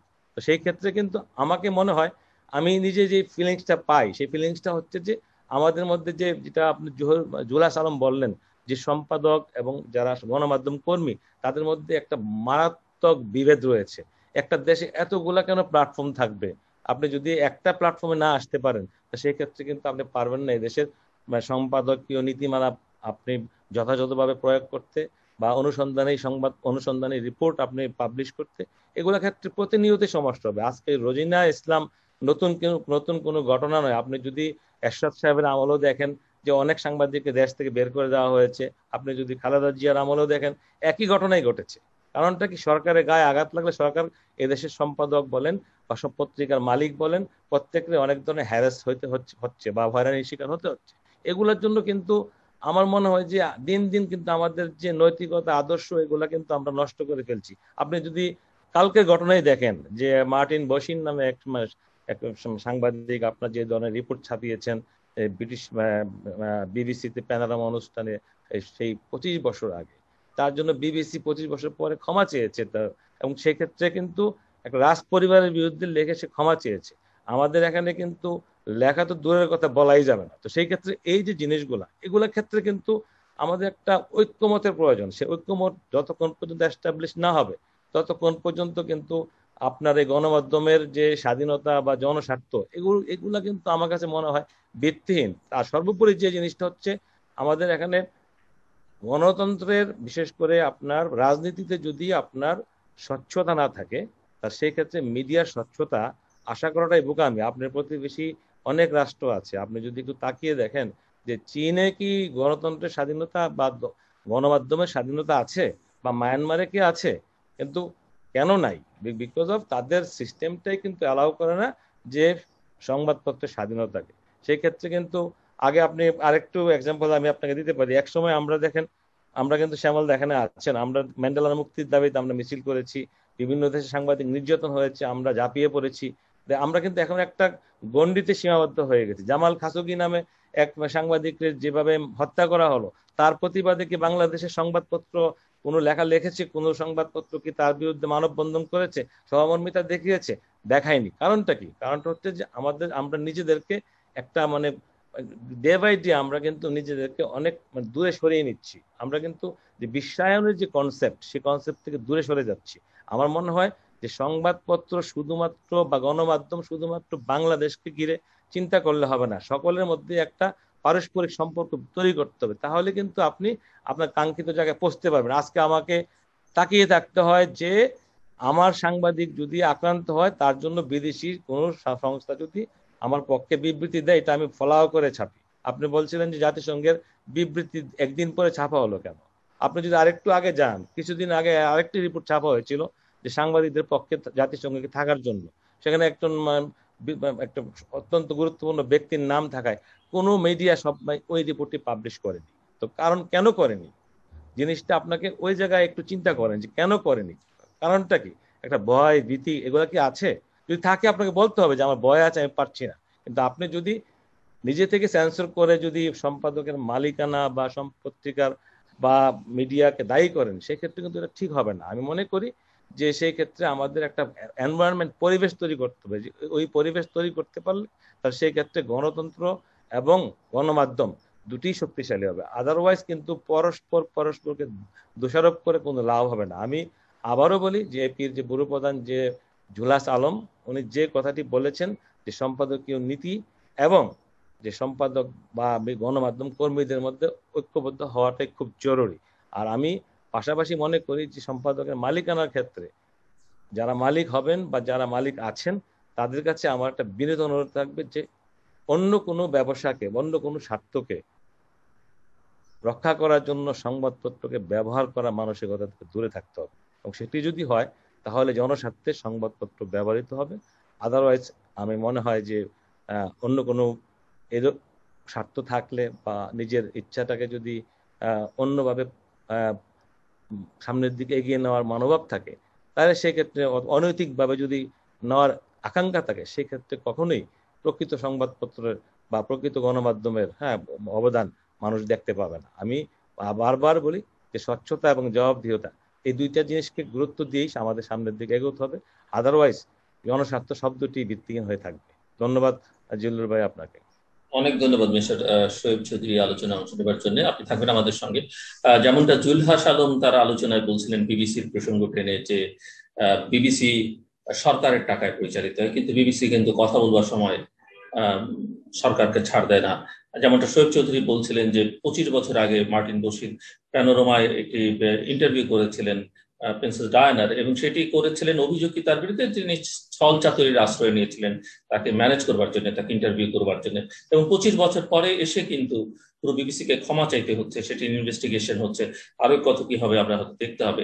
তো এই বিষয়গুলো আসলে খুবই গুরুত্বপূর্ণ। মিডিয়া যখন স্ট্রং হবে তখন সে তার ভুলও স্বীকার করবে, যেমন আবার সে কাউকে কথা বলতে ছাড়ও দিব না। যেমন একজন ব্যক্তির নাম থাকে একটি বিবৃতি সংবাদ মাধ্যম ছাপবে না, কেন ছাপবে না সেটি ঠিক আমার বোধগম্য নয়। আরেকটি বিষয় এখানে মালিকানার প্রসঙ্গে, অনেক দেশ আছে যেখানে কিন্তু একটি হাউসকে বা একজন ব্যক্তি কিন্তু একটি মিডিয়া প্রতিষ্ঠান করবার জন্য, হয় টেলিভিশন হলে একটি, পত্রিকা হলে একটি, এই যে একাধিক করবার কিন্তু অনেক দেশে সুযোগ দেওয়া হয় না। একই গ্রুপকে বা একই ব্যক্তিকে অনেকগুলো প্রতিষ্ঠানের মালিকানা সেটি দেওয়া হয় না। আমি এবারে যার কাছ থেকে শুনতে চাইবো, তিনি দীর্ঘদিন যাবৎ সাংবাদিকতা করছেন, তিনি একেবারে রিপোর্টিং থেকে সম্পাদক পর্যন্ত হয়েছেন, এবং তিনি সাপ্তাহিকে কাজ করেছেন, তিনি টেলিভিশনে নিয়মিত কথাবার্তা বলেন, টেলিভিশনের সঙ্গে কাজ করেছেন, সাংবাদিকদের নেতা হিসেবে তিনি অত্যন্ত সুপরিচিত, দেশের বাইরে বিভিন্ন অর্গানাইজেশনের সঙ্গে যুক্ত। ভোরের কাগজ সম্পাদক শ্যামল দত্তকে এবারে বলবার জন্য শ্যামল দত্ত, মিস্টার শ্যামল দত্ত। হ্যাঁ, ধন্যবাদ জানাচ্ছি জিল্লুর আপনাকে। আমি হয়তো একমাত্র ব্যক্তি যে এক প্রতিষ্ঠানে 30 বছর কাজ করছে। জিল্লুর, আপনিও ছিলেন আমাদের সহকর্মী সে সময়। রিপোর্টিং দিয়ে শুরু করেছিলাম, এখন সমস্ত পদ অ্যাডজাস্ট করে senior reporter, correspondent, chief reporter, special correspondent, then executive editor, then acting editor, তারপর আজকে সম্পাদক। আমি আলোচনা শুনছিলাম এতক্ষণ, আমার সহকর্মী অনেকেই আলোচনা করেছেন, আর একই সঙ্গে আমি এশিয়া ফাউন্ডেশনকে দেখতে পাচ্ছি। আমি এশিয়া ফাউন্ডেশনের কাছে কৃতজ্ঞ এই কারণেই, আমি একজন এশিয়া ফাউন্ডেশনের গ্রান্টি।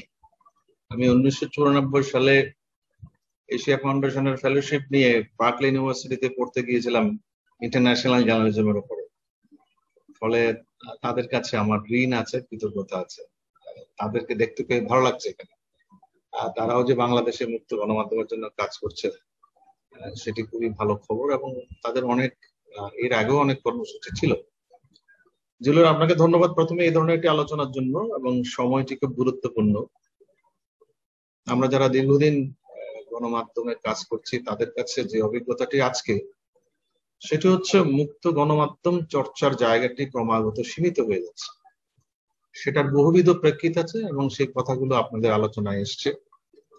আপনি যখন শুরুতেই একটা প্রারম্ভিক বক্তব্য দিচ্ছিলেন, সেখানেই তার সীমাবদ্ধতাগুলোর কথা উল্লেখ করেছেন, আর বাকিগুলো সবাই আমরা জানি। জহির বলেছেন, শোয়েব ভাই বলেছেন, জুলহাস, আমরা সবাই সহকর্মী নানা ক্ষেত্রে, সেই বাস্তবতাগুলো জানি।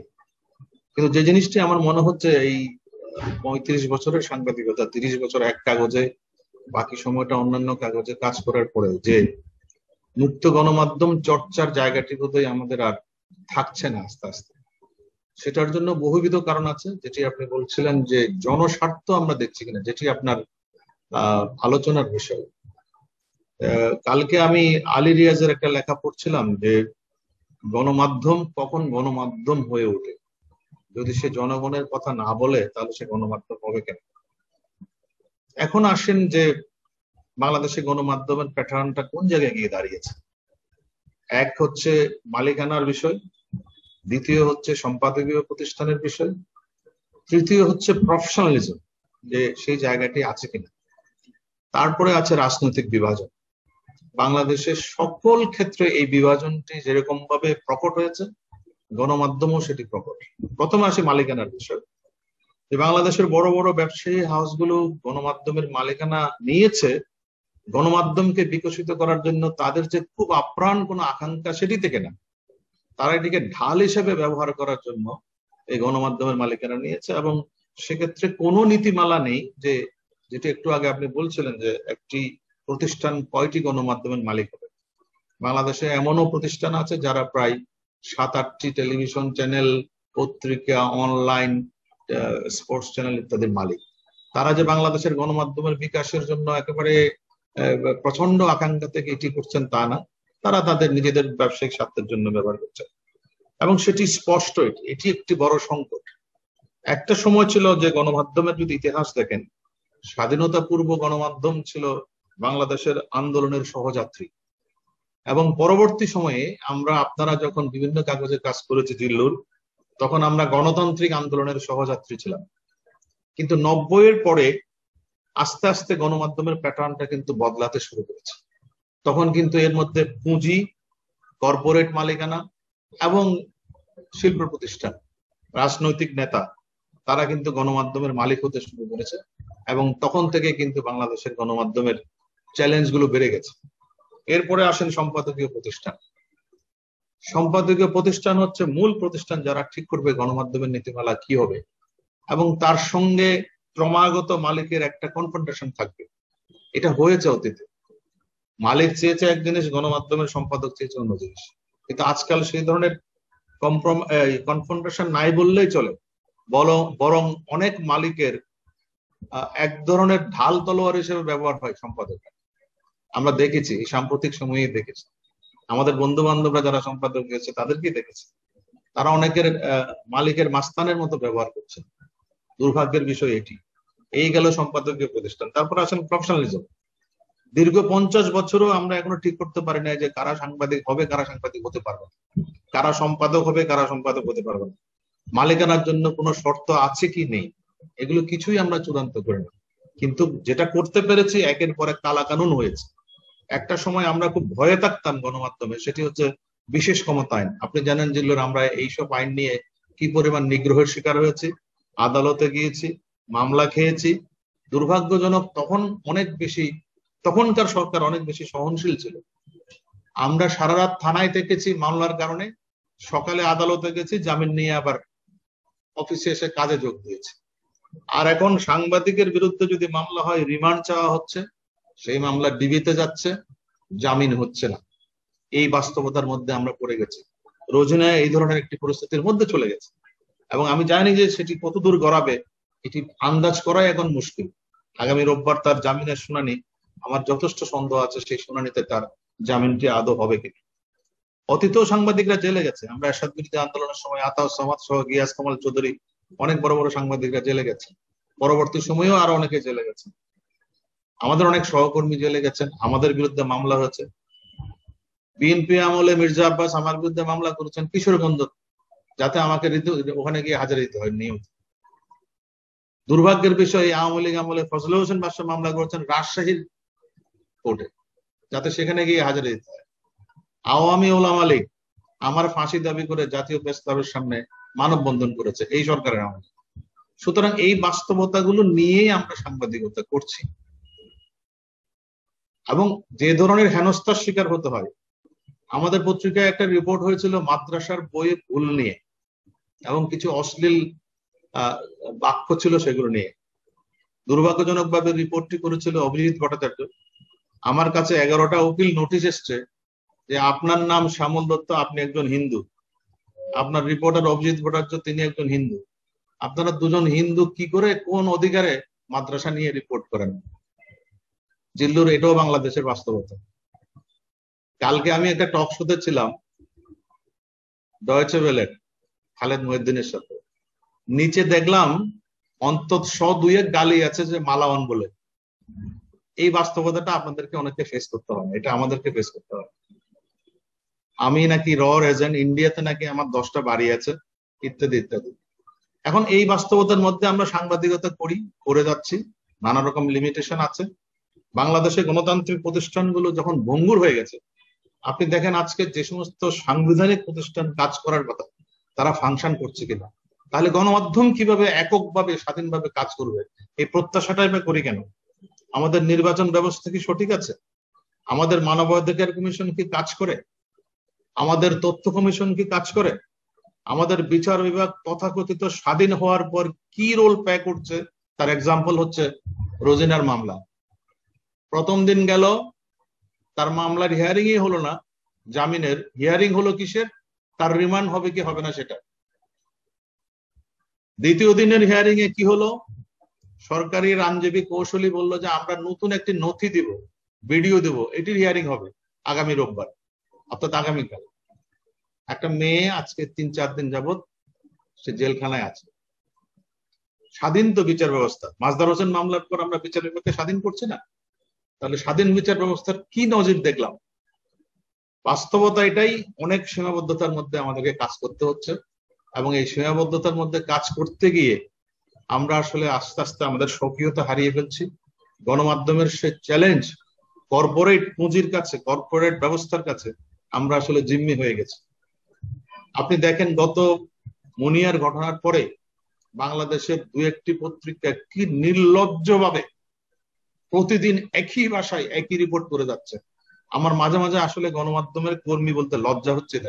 জিল্লু, কোথায় গেল সাংবাদিকতা? আমাদের সাংবাদিকতা আমরা যখন করেছি, আপনারা যখন একসাথে সাংবাদিকতা 80 দশকের শেষের দিকে, তখন সাংবাদিকদের যে সম্মান, যে ধরনের ভূমিকা, যে ধরনের পড়াশোনা, জ্ঞান, আজকে কোথায় সেটি? সুতরাং অবক্ষয়টা সার্বিকভাবে হয়েছে। সেটা গণমাধ্যমের প্যাটার্নের দিক থেকে হয়েছে, গণমাধ্যমের চরিত্রের দিক থেকে হয়েছে, মালিকানার দিক থেকে হয়েছে, সম্পাদকীয় প্রতিষ্ঠানের দিক থেকে হয়েছে, এবং একই সঙ্গে এই যে অনেকগুলো মিডিয়া একসাথে চলে এসছে, শত শত টেলিভিশন চ্যানেল আসছে, পত্রিকা আসছে। বাংলাদেশে কেন 872টি দৈনিক থাকবে? আমি এটার কোনো কারণ খুঁজে পাই না। ঢাকা শহরে 274টা দৈনিক আছে, এবং সবারই মাপ একই। শোয়েব ভাই ভালো করে বলতে হবে কি, তথাকথিত ডিএফপির একটা হিসাব আছে, তাতে সবাই একই মাপে, আমরা একই মাপি। এখন এই জায়গাতে আমি জানি না যে একটি লম্বা পথ আমাদের পাড়ি দিতে হবে গণমাধ্যমকে, যদি সত্যিকারের গণমাধ্যম জনগণের মাধ্যম হয়ে ওঠে এবং তার দায়বদ্ধতা। গণমাধ্যমের কাজ কি? জনগণকে তথ্য সরবরাহ করা, একই সঙ্গে আরেকটি বড় দায়িত্ব, সেটা জনগণকে শিক্ষিত করে তোলা তথ্য দিয়ে। সেই জায়গাটি আজকে আমরা করতে পারছি কিনা, সে আত্মজিজ্ঞাসা আমাদের করা উচিত। তবে আমি মনে করি না এর মধ্যে হতাশ হওয়ার কিছু নেই। এই ফাইট, এই কনফ্রন্টেশন যুগে যুগে ছিল। কিছুদিন আগে তো ডোনাল্ড ট্রাম্পের সঙ্গে মার্কিন গণমাধ্যমের একটা কঠোর অবস্থান ছিল। গণমাধ্যমকে তিনি শত্রু হিসেবে চিহ্নিত করতেন। পৃথিবীর দেশে দেশে যেখানে গণতন্ত্রের সংকট আছে, সেখানে গণমাধ্যমের সঙ্গে সরকারের এই ধরনের কনফ্রন্টেশন থাকবে। এটি হচ্ছে বাস্তবতা। কিন্তু এর মধ্য দিয়েই দেশ, জনগণ অগ্রসর হবে এবং গণতন্ত্র অগ্রসর হবে, সেই প্রত্যাশাই করছি। আমি চাইবো যে আমাদের যে জনস্বার্থের কথা আপনি উল্লেখ করেছেন, আপনার পিছনে যে ব্যানার, গণমাধ্যমের স্বাধীনতা এবং জনস্বার্থ, এটি প্রাধান্য পাবে। আজকাল আমরা যারা প্রিন্ট মিডিয়ায় কাজ করি, তাদের সামনে চ্যালেঞ্জ আরো অন্যরকম। আমি তো আদৌ আগামীতে 10 বছর পরে বাংলাদেশে প্রিন্ট মিডিয়া থাকবে কিনা সন্দেহ আছে। আমাদেরকে একটি অল্টারনেটিভ মিডিয়ার কথা চিন্তা করতে হবে। মানুষের কাছে অ্যাক্সেস, টেকনোলজির ইন্ট্রোশন, এগুলো নতুন নতুন বাস্তবতা তৈরি করেছে। আপনি কি তথ্য দিচ্ছেন না দিচ্ছেন তা না, মানুষ তখন বিকল্প মিডিয়ার দিকে ঝুঁকছে। আপনি লিখতে পারছেন না, মানুষ সোশ্যাল মিডিয়ায় ঝুঁকছে। সোশ্যাল মিডিয়া তো ফ্রি, যা খুশি লেখা যাচ্ছে। এটিও আবার সমাজের জন্য ক্ষতিকর। সোশ্যাল মিডিয়া না সোশ্যাল না মিডিয়া, এটার কোনো এডিটোরিয়াল ইনস্টিটিউশন নেই। ইদানিং অনলাইন ইত্যাদির নামে যা হচ্ছে, বাংলাদেশে নাকি 10,000 অনলাইন আছে। আপনি 10,000 অনলাইনে 10,000 সম্পাদক আছে, তাহলে বোঝেন অবস্থা কি দাঁড়ালো। এখন এই 10,000 অনলাইনে সম্পাদক নিয়ে আপনি কিসের সম্পাদকীয় প্রতিষ্ঠান করবেন? সম্পাদকীয় প্রতিষ্ঠান কাজ করবে। ফলে এই বাস্তবতার মধ্যে আমাদের যেতে হচ্ছে। এটা একটা ট্রানজিশনাল ফেজ। আমি গত কয়েকদিনে পৃথিবীর বিভিন্ন দেশে গণমাধ্যম এবং সরকারের সংকট নিয়ে কিছু দেখার চেষ্টা করছিলাম। যে স্মিতা,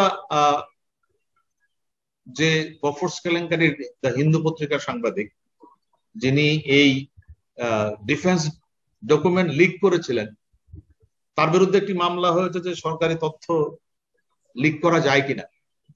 ভারতীয় সুপ্রিম কোর্ট রায় দিয়েছে জনস্বার্থে হলে সেটি করা যেতে পারে।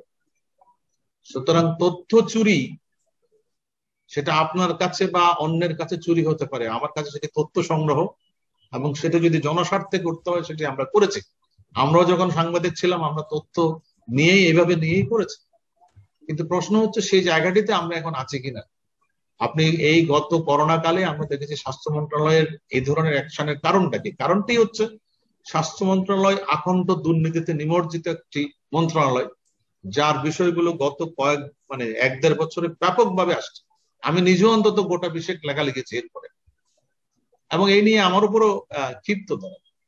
কিন্তু প্রশ্ন হচ্ছে যে এগুলো তো আমরা লিখবই, আমাদের তো কাজই হচ্ছে এই ভুল ত্রুটিগুলো, অসঙ্গতিগুলো, দুর্নীতিগুলো জনগণের সামনে তুলে ধরা, কারণ যাতে সরকার এগুলো শুধরাতে পারে। আমরা তো সরকারের সহযোগী শক্তি হিসেবে কাজ করি, কিন্তু দুর্ভাগ্যজনকভাবে সরকার সেই দৃষ্টিভঙ্গিতে এটাকে দেখে না। তারা দেখে যে আমরা বোধহয় সরকারকে বিব্রতকর অবস্থায় ফেলছি, আমরা বোধহয় সরকারের নেতিবাচক জিনিস ফেলি। কিন্তু একটা জিনিস দেখবেন, আমাদের মাননীয় প্রধানমন্ত্রী প্রায় বলেন যে গঠনমূলক সমালোচনাকে তিনি গ্রহণ করতে আগ্রহী, কিন্তু এটি অনেক ক্ষেত্রে কিন্তু হয় না। অনেক সময় দেখেছি অনেক মন্ত্রণালয় এই দৃষ্টিভঙ্গিতে নেয় না এটা।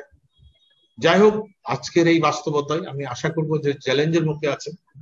আমি মনে করি আমাদের আসলে অনেক লম্বা পথ পাড়ি দিতে হবে, কিন্তু আমি আশাবাদী। বাংলাদেশে গণমাধ্যম অতীতেও অনেক গুরুত্বপূর্ণ রোল প্লে করেছে। গণতন্ত্রের সংগ্রামে, স্বৈরাচার বিরোধী আন্দোলনে, বাংলাদেশের মুক্তিযুদ্ধে তিনটি গুরুত্বপূর্ণ সেগমেন্টে গণমাধ্যমের অত্যন্ত গুরুত্বপূর্ণ রোল ছিল। এখন যে সংকট সেটি হচ্ছে গণতন্ত্রের প্রতিষ্ঠান নির্মাণের সংকট। গণতন্ত্রের প্রতিষ্ঠান নির্মাণের সংকটে যে কনফ্লিক্ট এসে উপস্থিত হয়েছে, এটি আমাদেরকে একই সঙ্গে একটা সুযোগও তৈরি করে দিয়েছে যে গণমাধ্যমের চরিত্রটি কি হবে সেটি নির্ধারণ করা। এই জায়গায় আমি মনে করি আমরা একটা বিনির্মাণের প্রক্রিয়ার মধ্যে আছি। সেখানে কতগুলো চ্যালেঞ্জ আছে, যে চ্যালেঞ্জগুলো আপনি শুরুতে বললেন, যে কারা গণমাধ্যমের মালিক হবে এটি চূড়ান্ত করা দরকার, কারা গণমাধ্যমের পলিসি মেকার হবে অর্থাৎ সম্পাদকীয় প্রতিষ্ঠান হবে সেটিরও একটি প্রাতিষ্ঠানিক রূপ দেওয়া দরকার, এবং কারা গণমাধ্যম হবে, যেটি আপনি বললেন যে আজকের যে রাজনীতির ঊর্ধ্বে উঠে কেন ইউনিয়ন দুটি হবে, বিএনপি পন্থী ইউনিয়ন, আওয়ামী লীগ পন্থী ইউনিয়ন, কেন এই বিভাজনের মধ্যে সাংবাদিকরা পড়ে যাবে। রাজনৈতিক বিশ্বাস থাকতে পারে প্রত্যেক ব্যক্তির, কিন্তু তিনি রাজনীতির ঊর্ধ্বে উঠে তার সাংবাদিকতাকে করতে হবে। আমি একটি ছোট উদাহরণ দিই যেটি আপনারা সবাই জানেন। নির্মল সেন একটি ছোট রাজনৈতিক দলের নেতা ছিলেন। সে দলটির নাম হচ্ছে শ্রমিক কৃষক সমাজবাদী দল। এই দলের সমর্থক সংখ্যা হয়তো খুবই কম ছিল, কিন্তু একজন নির্মল সেন সারা জীবন কোনোদিন আপোষ করেননি তার সাংবাদিকতার জায়গায়।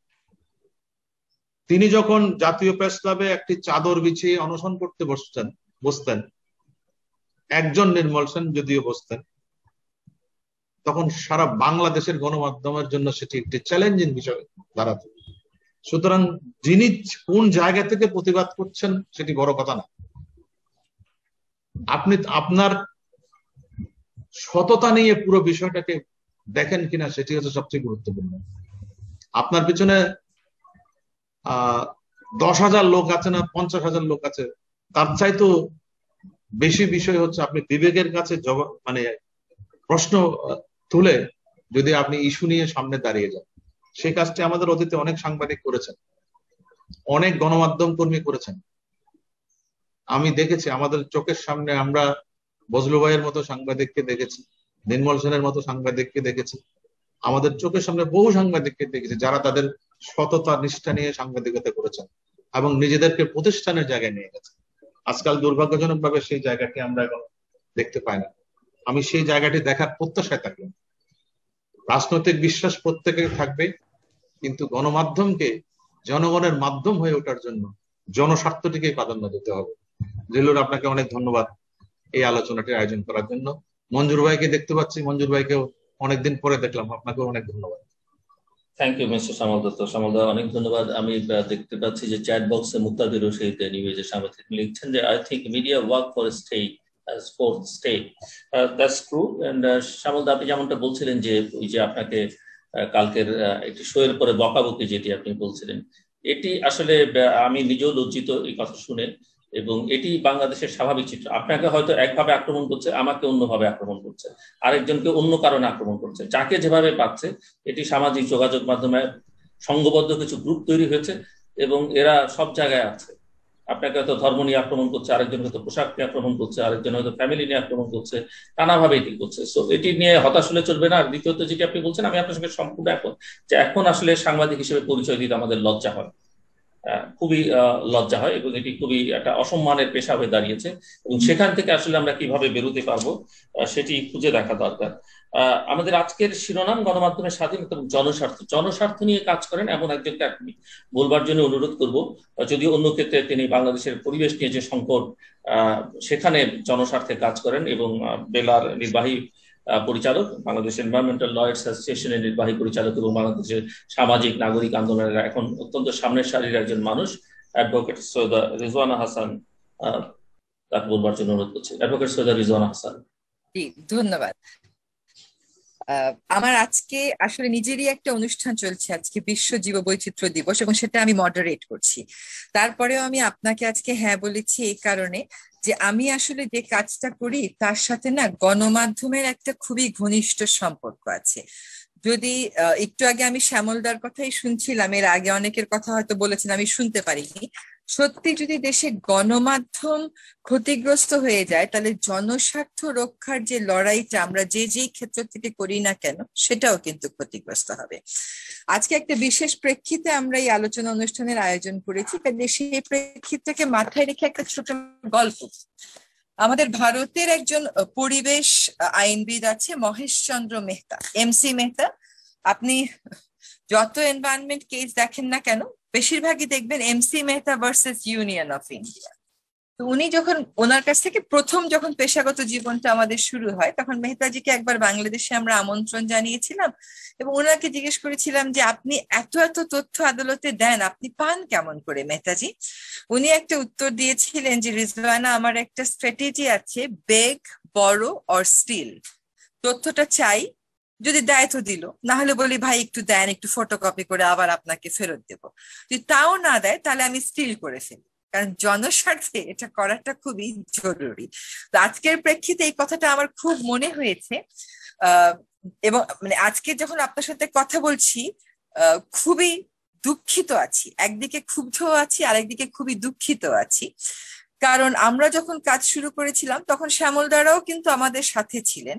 যখন কাজ শুরু করেছিলাম, যে আশা নিয়ে কাজ শুরু করেছিলাম, কোথায় জানি মনে হয় যে আশাটা বাস্তবায়নে, যেখানে আরো আমাদের অনেক বেশি পজিটিভ থাকার কথা, ইতিবাচক থাকার কথা, আমরা আর ইতিবাচক থাকতে পারছি না। মানে আমরা হতাশ হচ্ছি না, কিন্তু আমাদেরকে মনে হচ্ছে লড়াইটা, ধরেন আমি পরিবেশের ক্ষেত্রে আছি, আমি আর পরিবেশের ক্ষেত্রে এটাকে সীমাবদ্ধ রাখতে পারছি না, কারণ সামাজিক, রাজনৈতিক, সাংস্কৃতিক যে জিনিসগুলো আমাকে সহায়তা করবে বলে আমি আমার পরিবেশ আন্দোলনকে এগিয়ে নিতে পারবো, জনস্বার্থমূলক কাজকে এগিয়ে নিতে পারবো, সেই প্রত্যেকটা জায়গায় আমরা দেখছি ব্যাপক একটা পরিবর্তন এসছে। আমি সংবিধানের দুটো ধারার কথা এখানে বলি। একটা ধারা হচ্ছে যে জনগণই সকল একটা অনুচ্ছেদ হচ্ছে জনগণই সকল ক্ষমতার উৎস, আরেকটা হচ্ছে আমার মত প্রকাশের স্বাধীনতা, যেটার অংশ হিসেবেই আমরা গণমাধ্যমের স্বাধীনতার কথা ভেবে থাকি। আমরা যখন কাজ শুরু করেছিলাম তখন বাংলাদেশে কেবলমাত্র বিটিভি ছিল, এবং আমার মনে আছে যে আমার যিনি প্রতিষ্ঠানের প্রতিষ্ঠাতা ডক্টর মহিউদ্দিন ফারুক, উনি পরিবেশবাদী ব্যক্তিগত উদ্যোগে বিভিন্ন বিষয়ে মামলা নিতেন, এবং উনি বাংলাদেশ টেলিভিশনের স্বাধীনতা আছে তাকে একদম স্বনির্ভর হইতে হবে, এটা চেয়েও কিন্তু একটা মামলা দায়ের করেছিলেন। এই যে জনগণ সকল ক্ষমতার উৎস আমরা বলি, আমি সব কথা বাদ দিলাম, রোজিনা অপরাধ করেছি কি করে নাই সেটাও আমি বাদ দিলাম। আমরা যে ভিডিও ক্লিপটা দেখলাম তার দুটো অংশ, তার একটা জায়গায় আমরা কিন্তু স্পষ্ট দেখতে পাচ্ছি যে তার এখানে চাপ দিয়ে ধরা হচ্ছে এবং সে বলছে যে আমাকে এরকম করছেন। আরেকটা জায়গায় আমরা দেখেছি যে তার হাত টান দিয়ে ধরা হচ্ছে। এই যে মন্ত্রণালয়ের বা আইন শৃঙ্খলা রক্ষাকারী বাহিনীর এই কর্মকাণ্ড, এখান থেকে কেমন করে আমরা ওই ইনফারেন্সকে সঠিক প্রমাণিত করব যে জনগণই আসলে সকল ক্ষমতার উৎস? কেমন করে প্রমাণিত হয় যে জনগণই সকল ক্ষমতার উৎস? আমি তো কোনো প্রমাণের রাস্তা দেখতে পাচ্ছি না। এবার আমরা আসি গণমাধ্যমের ক্ষেত্রে। দেখেন, আজকাল অনেককেই যখন জিজ্ঞেস করি যে পত্রিকা এসছে ওটা দেখে নিন, পত্রিকা তো এখন আর পড়ি না, টেলিভিশনের খবরটা শুনেছিলেন, টেলিভিশনের খবর তো এখন আর দেখি না। এই কথা কিন্তু আমাদেরকে অনেককে শুনতে হয়। কাজেই প্রথম কথাটা আমার হবে যে একজন গণমাধ্যমের সমর্থক হিসাবে এবং এখনো পত্রিকা পড়ি, এখনো খবর শুনি এমন একজন মানুষ হিসাবে আমি প্রথম প্রশ্নটা তুলবো যে গণমাধ্যমের গ্রহণযোগ্যতাটা আসলে কেন হারিয়ে যাচ্ছে। হারিয়ে যাচ্ছে বলাটা ঠিক না, যদি হারিয়েই যেত তাহলে আজকে রোজিনাকে নিয়ে এত হইচই কিন্তু হতো না। মানুষ এখনো গণমাধ্যমের দিকে তাকায়, কিন্তু সে যা খোঁজে সেটা পায় না। আমরা একটা নির্বাচনে ভোট দিতে পারি না, কিন্তু দেখা যায় সেই নির্বাচনকে গণমাধ্যমের কিছু অংশ এমন ভাবে প্রচার করে যে এটা একদম আইনসিদ্ধ, একদম প্রপার হয়েছে। তখন তো আমার আস্থাটা টলে যায়, বড়ভাবে একটা ঝাঁকুনি খেয়ে যায়। তো গণমাধ্যম খালি কর্পোরেট ওনারশিপে গেছে তা না, কর্পোরেট ওনারশিপে গেছে কোন রকম নীতি ছাড়া। কর্পোরেট ওনারশিপে গণমাধ্যম বিশ্বের অনেক জায়গাতেই গেছে, কিন্তু আজকাল আমাদের বাংলাদেশের বাস্তবতায় বলি, একটা পার্টিকুলার বিজনেস হাউসের 5টা গণমাধ্যম আছে। তার মূল কাজই হচ্ছে তার ব্যবসার বিরুদ্ধে যে কোনো একটা অবস্থান নিবে বা তার ব্যবসার সাথে স্বার্থের দ্বন্দ্ব আসবে এমন কাউকে পেলে সে সিরিজ রিপোর্ট ওখানে করা শুরু করে। তো এই নীতিমালাগুলো বিদেশে থাকার কারণে সেখানে কর্পোরেট ওনারশিপ থাকলেও কিন্তু এই কাজগুলো তারা করতে পারে না। কিন্তু আমাদের এখানে কোনো ধরনের নীতিমালা না থাকার কারণে, এই কর্পোরেট ওনারশিপের কারণে পত্রিকাগুলো হয়েছে অনেক ব্যবসা প্রতিষ্ঠানের মুখপাত্র। কিন্তু আমি আরেকটা কথাও বলতে চাই, অনেক গণমাধ্যম কিন্তু অন্ধভাবে শুধুমাত্র দলীয় আনুগত্যের কারণে সরকারের সকল ভুলকে প্রলেপ দিয়ে শুদ্ধ করে দেখানোর চেষ্টা করে। ফলে সরকার যেমন আত্মশুদ্ধির যে একটা সুযোগ থেকে বঞ্চিত হয়, কারণ সরকার মনে করে যে 90 ভাগই তো আমার পক্ষে কথা বলতেছে, যদি কথা না বলে বাকি যে 10 ভাগ তাদের সম্পাদকদের বিরুদ্ধে 97টা 98টা করে মামলা দিব, তারাও সেলফ সেন্সরশিপে চলে যাবে। এই যে দলের অবস্থান থেকে গণমাধ্যমকে নিয়ন্ত্রণ করার চেষ্টা এবং দলীয় আনুগত্যের কারণে সত্য প্রকাশে গণমাধ্যম পিছিয়ে যাচ্ছে, এটাকেও কিন্তু আমি জনস্বার্থের বিরোধী বলে মনে করি। আমাকে শ্যামলদা যেটা বলছিলেন যে মৌলবাদের আক্রমণ, দেখেন অনেক ক্ষেত্রে যদি আমরা কথা বলতে না পারি, অনেক রকমের ছোট ছোট মৌলবাদ কিন্তু সমাজে তৈরি হয়ে যাচ্ছে। উনি যেমন ধর্মীয় গোষ্ঠীর বিরোধিতার মুখোমুখি হয়েছেন, আমিও কিন্তু ওরকম মুখোমুখি হয়েছি কর্পোরেট গোষ্ঠীর অপপ্রচারের বিরুদ্ধে। এবং যখন আমরা সত্য বলতে পারছি না, বিচার চেয়ে বিচার পাচ্ছি না, প্রশাসনিক প্রতিকার পাচ্ছি না, এবং একটা গোষ্ঠীকে আমাদের বিরুদ্ধে দাঁড় করিয়ে দেওয়া হচ্ছে, শ্যামলদার বিরুদ্ধে দাঁড়িয়ে গেছে একটা গোষ্ঠী, আপনার বিরুদ্ধে দেখবেন একজন দাঁড়িয়ে যাবে, আমার বিরুদ্ধে আরেকজন দাঁড়িয়ে গেছে, যার যেখানে স্বার্থের দ্বন্দ্ব। যেহেতু সরকার আমাকে প্রতিকার দিচ্ছে না, আদালত অনেক ক্ষেত্রে প্রতিকার দিতে পারছে না বা দিচ্ছে না, এরকমও এখন হয়তো মনে হচ্ছে, সেই জায়গায় যদি আমরা সত্যি গণমাধ্যমের কথা বলি, আমার আত্মজিজ্ঞাসার ব্যাপার আছে, কর্পোরেট ওনারশিপকে রেগুলেট করার ব্যাপার আছে, দলীয় আনুগত্য থেকে সরে এসে জনস্বার্থের বিরুদ্ধে আমাদেরকে ঐক্যবদ্ধ থাকতেই হবে। তা নয়তো আমরা কোনোভাবেই শুধুমাত্র মৌলবাদের কাঁধে বন্দুক রেখে গুলি করা কিন্তু যাবে না। এই মৌলবাদের উত্থান, যদি আমি তর্ক করি যে এই মৌলবাদের উত্থানটাকে আমরা নিয়ন্ত্রিত পর্যায়ে রাখতে পারতাম, যদি আমরা গণতান্ত্রিক চর্চাগুলো সুস্থভাবে করতে পারতাম, তাহলে কাউন্টার আর্গুমেন্ট কি হয় আমি শোনার অপেক্ষায় থাকবো। জবাবদিহিতা যেরকম প্রেফার আছে, আদালতের আছে, পাবলিক সার্ভেন্টদেরও কিন্তু আছে। একজন মানুষকে আমি বেতন দিই, আমার হালাল রোজগারের টাকায়, সেই ট্যাক্সের টাকায় তার বেতন হয়, সে আমার গলায় চাপা দিবে? ধরলাম তাদের যত অভিযোগ রোজিনার বিরুদ্ধে সবই সত্য, আমি ধরলাম, তিনি কি তার ঊর্ধ্বতন কর্মকর্তাকে দিয়ে, প্রথম আলোর সম্পাদককে ফোন করিয়ে এই ব্যাপারটা সুরাহা করতে পারতেন না? পুলিশ ডেকে মামলা করে জেলে নিয়ে রিমান্ডের আবেদন করে এই বিষয়ে সুরাহা করতে হয়? সাংবাদিকতা, অনুসন্ধানী সাংবাদিকতা কিভাবে চলে, এটা নর্মস সম্পর্কে কি অতিরিক্ত একজন সচিবের কোনো ধারণা নেই? যার কোনোই ধারণা নেই সেরকম সচিবকে আমরা কেন বেতন দেব আমাদের ট্যাক্সের পয়সায়? কি জনস্বার্থ আমরা সেখানে সার্ভ করছি? এই প্রশ্ন তো আমাদেরকে করতেই হবে। যদি আমার ডেমোক্রেসি ঠিক মতন কাজ না করে, আমার টলারেন্স লেভেল তো নামবেই। একটা টলারেন্সকে একটা লেভেলে রাখতে আমাকে তো স্বাভাবিক ডেমোক্রেসির চর্চা করতে হবে। আমি কিন্তু বলছি না যে এই গত 13 বছরেই স্বাভাবিক ডেমোক্রেসির চর্চা করি না। আমি বলবো যখন থেকে 2/3 এবং 3/4 মেজরিটি পাওয়া শুরু হয়ে গেল পার্লামেন্টে, তখন থেকেই আসলে টলারেন্স লেভেল একেবারে নামা শুরু হয়েছে। ওরা ধরাকে সরা জ্ঞান করে, যখন আওয়ামী লীগ পায় 2/3 মেজরিটি সে মনে করে বিএনপি কোনো ব্যাপারই না, যখন বিএনপি পায় 3/4 মেজরিটি ওরা মনে করে আওয়ামী লীগ কোনো ব্যাপারই না। কিন্তু এটা তো আসলে সত্যি কথা না। এবং এই যে জনস্বার্থ তাদের পক্ষে আছে 43, 32, 41 যাই বলি না কেন, এটাকে ধরে রাখার জন্য ইতিবাচক রাজনীতি তো আসলে কেউই করেনি। যখনই দেখবেন 10% প্রচার মাধ্যম নিউট্রাল অবস্থান নেওয়ার চেষ্টা করবে, আমরা দেখেছি বিজ্ঞাপন বন্ধ করে দিয়ে, সম্পাদকদের বিরুদ্ধে মামলা করে দিয়ে, বিভিন্ন বাহিনীর প্রভাব খাটিয়ে কি করে তাদের মুখকে বন্ধ করার চেষ্টা করেছে। এটা করে কার উপকার হচ্ছে, কোন দলের উপকার হচ্ছে? আমি বলবো না যে জনস্বার্থের কোনো উপকার হচ্ছে, একটা পার্টিকুলার দলের হয়তো কোনো উপকার হতে পারে, কিন্তু আমরা যখন গভর্নমেন্টের কথা বলবো আমরা কিন্তু দলীয় স্বার্থের কথা বলবো না। Government is not for a party, government is for the people. কাজে আমরা দলীয় স্বার্থের জন্য এই কাজগুলো করতে পারি, কিন্তু জনস্বার্থ কিন্তু এই কাজ দিয়ে সার্ভ হচ্ছে না, এমনকি দলীয় স্বার্থ হচ্ছে না। আমি ভয় পাচ্ছি, ভয় পেয়ে অনেক কথা বলছি না, আমি কতদিন না বলে থাকবো? একটার পর একটা এরকম অন্যায় হতে থাকলে প্রতিবাদ কিন্তু বারবার সংগঠিত হচ্ছে, এবং এই সংগঠিত প্রতিবাদগুলো যখন অনেক বড় ফর্ম নেবে, কোনো দলের, কোন সরকারের কি সেটা কোনো কাজে আসবে? এবং যদি একটা প্রগতিশীল দল, প্রগতিশীল সরকার এইরকম প্রতিবাদের জন্ম দেয় তার অবস্থানের বিরুদ্ধে, তখন আমরা জনগণ সকলেই কিন্তু একসাথে পরাজিত হয়ে যাব। আরেকটা কথা এখানে আমি বলি, এই যে মতামত প্রকাশের স্বাধীনতা, একজন প্রথম আলোর সাংবাদিক তার বাবার সাথে কি কথা বলেছে সেই পর্যায়ে ফোন রেকর্ড ট্যাপ হচ্ছে, এটা মানুষের টাকায় হচ্ছে। তো আমি কি সেই জন্য ট্যাক্স দেই? আমি আমার আব্বার সাথে কি কথা বলি, আম্মার সাথে কি কথা বলি, ভাইয়ের সাথে কি কথা বলি, এইটা আপনি রেকর্ড করে লিক করে দেবেন? এই জবাবদিহিতার এটা আমরা কোনো জবাব চাইবো না? এই জন্য আমরা ট্যাক্স দেই? আমরা এই জন্য ট্যাক্স দেই না তো। আপনারা জঙ্গিবাদে, আপনারা এতদিনে প্রশ্ন করেন হেফাজত কি জঙ্গিবাদ ছিল কিনা, হেফাজতের ফোন কল গুলো ট্যাপ করতে পারেন নাই ভাই? তখন কই ছিলেন আপনারা? সেগুলো ট্যাপ করেন। আমার আব্বার সাথে আমি কি কথা বলি এইটা ট্যাপ করে একটা, জিলুর ভাই আমি যখন শ্যামলদার সাথে কথা বলি, আমি হয়তো আপনার ব্যাপারে একটা ছোট মোটো কথা বলতে পারি, যখন আপনার সাথে কথা বলি শ্যামলদার সম্পর্কে একটা ছোট মোটো কথা বলতে পারি, সেটা যখন লিক করে দেওয়ার মতো কথা। আমার একটা ছোট প্রশ্ন, এটা কি জনস্বার্থ? আমি কেমন করে, আমি তো টেলিফোনের মতামত প্রকাশ করতে পারি না।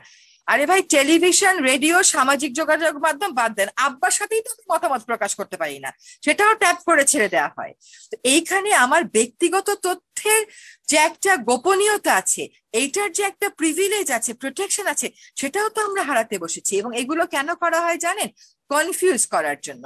আপনি দেখবেন সোশ্যাল মিডিয়াতে বা পত্রিকায় একটা খবর আসলে, যেখানে আমরা সকলে ঐক্যবদ্ধ, 70টা 80টা 90টা 100টা ভালো ভালো কমেন্ট আসলো, হঠাৎ করে একটা গ্রুপ এসে 7-8টা উল্টাপাল্টা কমেন্ট দেওয়া শুরু করলো। যেমন রোজিনার ব্যাপারে আপনি দেখেন, একটা 7 মিনিটের ক্লিপে, ছোট্ট একটা ক্লিপ যেখানে সে বলছে আমি মুচলেকা দিচ্ছি, সেটা হঠাৎ করে প্রথমে ছেড়ে দেওয়া হলো। সবাই একটু কনফিউজ হয়ে পড়লো, তাহলে কি ও সত্যি দোষ করেছে কিনা। আসলে ওই রকম পরিস্থিতি থাকলে আমিও বলতাম ভাই মুচলেকা দিয়ে ছেড়ে দিতে পারলে আমাকে ছেড়ে দেন, পরে আমি ওটা দেখবো। তো সেই কথাটুকু রেকর্ড করে ছেড়ে দেওয়া হলো। কারা এগুলো ছাড়ে? তাদের কি কোনো জবাবদিহিতা নেই? মত প্রকাশ তো আমি ভাই টেলিফোনেও করতে পারি না। আপনি আপনার টক সাথে আমাকে মত প্রকাশ করতে বলেন, আব্বার সাথে কথা বলতে পারি না।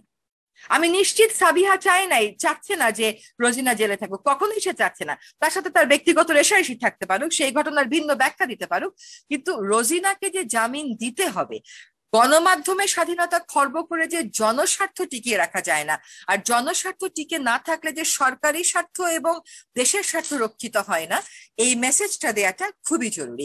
অনৈক্য এবং কনফিউশন তৈরি করার জন্য আজকে মৌলবাদ, কালকে কর্পোরেট স্বার্থ সব হচ্ছে। কিন্তু আমি মনে করি যে আমাদেরকে, রোজিনা আমাদের জন্য একটা প্রতীকী বিষয়। ওকে কেন্দ্র করে আমি মনে করি যে যত জায়গাতে সাংবাদিকদেরকে এইভাবে করে digital security act, official secrets অ্যাক্টের অধীনে গ্রেফতার করা হয়েছে, সকলের তালিকায় প্রস্তুত আছে আর্টিকেল 19 এর কাছে।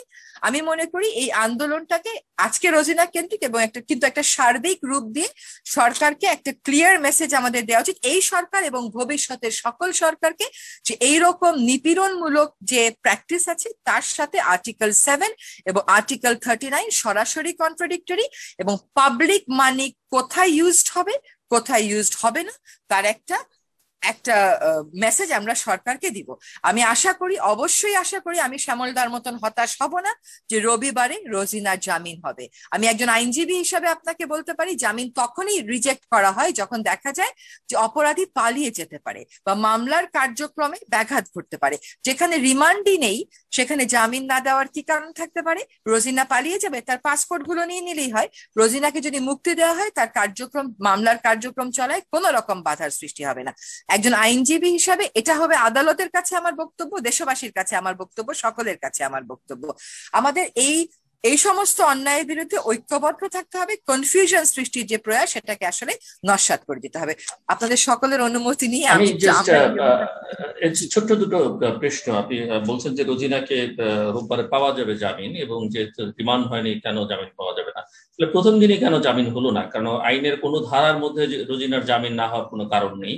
এবং এই যে বিচারক কালক্ষেপণ করলেন আদেশ দিতে বা করছেন, সেটি বা তিনি কেন করছেন সেটি একটু বুঝতে চাই, ছোট্ট করে যদি বুঝিয়ে বলেন। আরেকটু হচ্ছে যে আপনি যে টেলিফোন টেপের কথা বলছেন এবং সেটিকে এই যে বাজারে ছেড়ে দেওয়ার কথা বলছেন, এর বিরুদ্ধে আসলে আইনি কোনো পদক্ষেপ নেওয়ার সুযোগ আছে কিনা, যেটা খুবই জরুরি, যে আপনি প্রতি মুহূর্তে প্রতিটি নাগরিকের, কারণ আমরা দেখতে পাচ্ছি কেউ বাদ যাচ্ছেন না, টেলিফোন আলাপ আপনি রেকর্ড করছেন এবং সেটি ছেড়ে দিচ্ছেন। শেষ প্রশ্নটার উত্তর দিন। অবশ্যই ডিজিটাল সিকিউরিটি অ্যাক্ট এটার বিরুদ্ধে ব্যবস্থা গ্রহণ করার উপায় আছে, কারণ আমার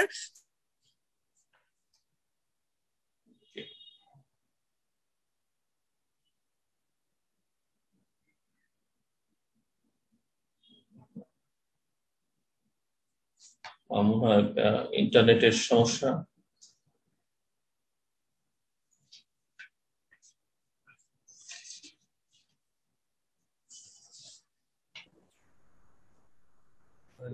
নেটের সমস্যা হচ্ছে।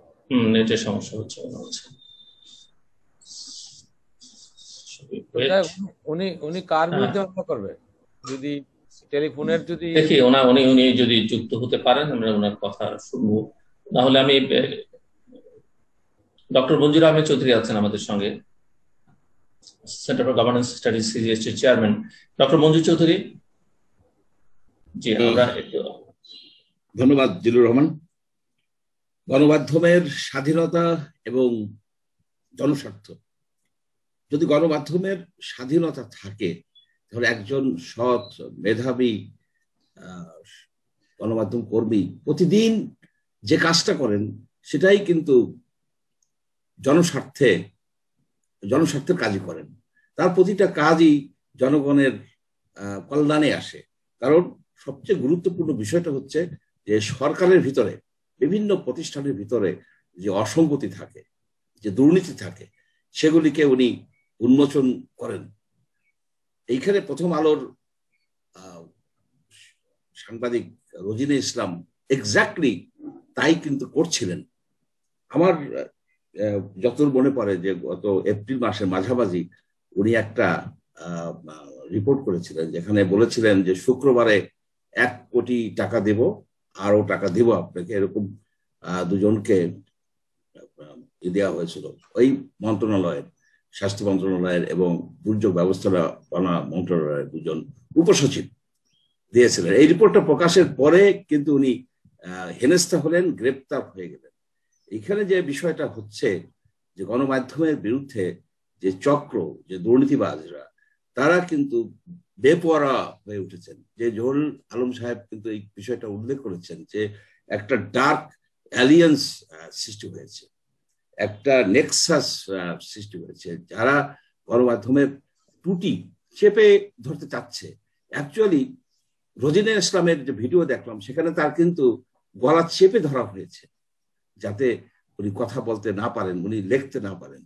এখন বিষয়টা হচ্ছে কি যে গণমাধ্যমের অনেক দুর্বলতা আছে। আমাদের বিভিন্ন প্রতিষ্ঠান এই বাংলাদেশে গত কয়েক বছরে, 2 দশক ধরেই ধীরে ধীরে ধীরে ধীরে তারা কিন্তু দুর্বল হয়ে গেছে। তারা কিন্তু সিক ইন্ডাস্ট্রি যেমন হয় সেরকম হয়ে গেছে। আপনি যদি বলেন নির্বাচন কমিশন বলেন, আপনি যদি ইউজিসি বলেন, আপনি যদি বিভিন্ন বিশ্ববিদ্যালয় বলেন, এইরকম যেসব প্রতিষ্ঠান আছে ঠিক তার মতো আমাদের গণমাধ্যম তো একটা প্রতিষ্ঠান, এটা 4th স্টেট, সবচেয়ে গুরুত্বপূর্ণ একটা প্রতিষ্ঠান, সেটাও কিন্তু সিক হয়ে গেছে। সেটার অনেক দুর্বলতা আছে। কিন্তু এই যে দুর্বৃত্ত চক্র, এই যে দুর্নীতিবাদ চক্র, তাদের এগেনস্টে যে যে যুদ্ধটা, যে লড়াইটা সেটাকে জারি রাখতে হবে। আমার মনে হয়, আমি সংক্ষেপে অনেক কথাই সবাই বলেছেন, গুরুত্বপূর্ণ কথা বলেছেন, আমি শুধু কনক্লুশনে একটা কথাই বলবো, রোজিনা ইসলাম যে যুদ্ধটা করে যাচ্ছিলেন তাকে বন্দি করে ফেলা হয়েছে। আমার মনে হয় যে গণমাধ্যমের যারা কর্মী আছেন তাদের উচিত হবে সেই ফাইটটা ওইখান থেকে শুরু করা। এইখানে কিন্তু দাবি করা যেতে পারে যে এই যে যেসব ব্যক্তিদের কথা, অফিসারদের কথা রিপোর্টে আসছে, তাদের বিরুদ্ধে, তাদের বিষয়ে কি সরকার বা মন্ত্রণালয় কোনো কমিটি করেছে, কোনো কমিশন করেছে, কোনো তদন্ত করেছে? কিছুই করে নাই। কেন করে নাই? এই প্রশ্ন তো আসে। আমার মনে হয় যে তাদের সম্পদের হিসাব চাওয়া উচিত। গণমাধ্যমের উচিত হবে ইনভেস্টিগেটিভ জার্নালিজমটাকে আরো বেশি শক্তিশালী করা, আরো বেশি। যারা এইভাবে গণমাধ্যমের ত্রুটি চিপে ধরতে চান, লিটারালি ত্রুটি চিপে ধরতে চান, তাদের সকল তথ্য প্রকাশ করে দেয়া। তারা যে দুর্নীতির যে জালটা সারা বাংলাদেশকে একেবারে আপনার বন্দি করে ফেলেছে, দুর্নীতি জালে বাংলাদেশ বন্দি। আমরা কোথাও কোনো কাজ করতে পারি না, আপনার লিগাল ওয়েতে কোনো কাজ এখন করা যাচ্ছে না। তার থেকে বেরিয়ে আসতে হবে। এই বেরিয়ে আসার সংগ্রামে সবচেয়ে বেশি ভূমিকা রাখতে পারেন কিন্তু গণমাধ্যম কর্মীরা। আনফর্চুনেটলি জনগণের পক্ষ থেকে যে ধরনের সাপোর্ট দেওয়া উচিত ছিল সেই সাপোর্ট কিন্তু দিচ্ছে না। মানুষ অনেকটা হতাশ হয়ে গেছে, কিন্তু আমি হতাশ নই। কারণ হতাশ এই জন্য না যে আজকে যে এই তথ্য প্রকাশের জন্য, দুর্নীতির উদ্ঘাটন করার জন্য এখনো মানুষ জেলে যাচ্ছে। যতদিন এই দেশের লোকজন জেলে যাবে, তারা এই ফাইটটা করবে, লড়াইটা করবে, ততদিন পর্যন্ত ক্ষোভ থাকবে। যদি হাল ছেড়ে দেওয়া হয় তাহলে কিন্তু আমরা সেই মাচ্ছন্যায় যুগে প্রবেশ করে যাব। সবাইকে ধন্যবাদ। অনেক ধন্যবাদ ডক্টর মঞ্জুর আহমেদ চৌধুরী। অন্য কেউ কিছু বলতে চান? আমরা শেষের দিকে হ্যান্ড রেজ করতে পারেন অথবা বলতে পারেন। আমি একটু বলতে চাচ্ছিলাম যে আমাদের শ্যামলদা এবং বেলা রেজিয়ানা হাসান উনি একটি প্রসঙ্গ বলেছেন। আমি শুরুতে শুরু করেছিলাম, আসলে আমাদের গণমাধ্যমের ক্ষেত্রে কিন্তু একটি বড় চ্যালেঞ্জ কিন্তু হচ্ছে টক্সিক জার্নালিজম, যেটা শিকার যিনি রেজিয়ানা হাসান নিজেই বলেছেন। আমার মনে হয় যে ওই জায়গাগুলো আমাদেরকে একটু আত্মশুদ্ধির ব্যাপার আছে, অন্তত পক্ষে যেন আমরা যে জন্য বিষাক্ত সাংবাদিকতার দিকে যেন না যাই এবং অন্তত পক্ষে ঐক্যমতটা যেন এস্টাবলিশ করতে পারি। আজকে দুর্নীতি নিয়ে কথা বললেই যখন আমি ভোগান্তির শিকার হয়, আরেকজন ভাবা দেয়, আরেকজন মনে করেন যে মজা নেয়। এই যে একটা টেন্ডেন্সি, ওই টেন্ডেন্সি দূর করতে হবে। আপনার প্রেসে যখন হামলা হয় তখন আরেকজন হাততালি দেয়, কোনো বিবৃতি দেয় না। এই যে প্রসঙ্গগুলো আসছে, এই যে আমরা যে প্রবলেমগুলো ফেস করছি, আজকে আমার অনলাইন বন্ধ করে দিচ্ছে, এটা ব্যাপারে কেউ সুচ্চার হয় না। আমার বক্তব্য হচ্ছে যে গণমাধ্যমের কর্মী হোক বা গণমাধ্যমই হোক, জনস্বার্থে যে কোনো কাজ করতে গেলে অনেক প্রতিকূলতা আসবে। সেই ক্ষেত্রে আমাদের মধ্যে যদি ঐক্যমত না থাকে তাহলে সেক্ষেত্রে সামনের দিনে কিন্তু গণমাধ্যম আরো অন্ধকারে পড়ে যাবে, এতে কোনো সন্দেহ নাই। আমি সিজিএস কে এবং সিজিএস এর যারা কার্যনির্বাহী কমিটি যারা আছেন প্রত্যেকে ধন্যবাদ জানাচ্ছি একটি সময় উপযোগী ব্যাপার আলোচনা করার জন্য। অশেষ ধন্যবাদ।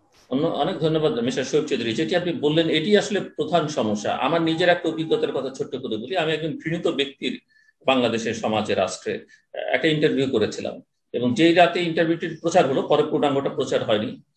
শ্যামল দা এখানে আছেন, আমার খেয়াল আছে একটি টেলিভিশন অনুষ্ঠানে তিনি কিন্তু আমি যে কাজটি করেছি তার পক্ষে অবস্থান নিয়েছিলেন যে একজন সাংবাদিক হিসেবে এটি করতে পারেন।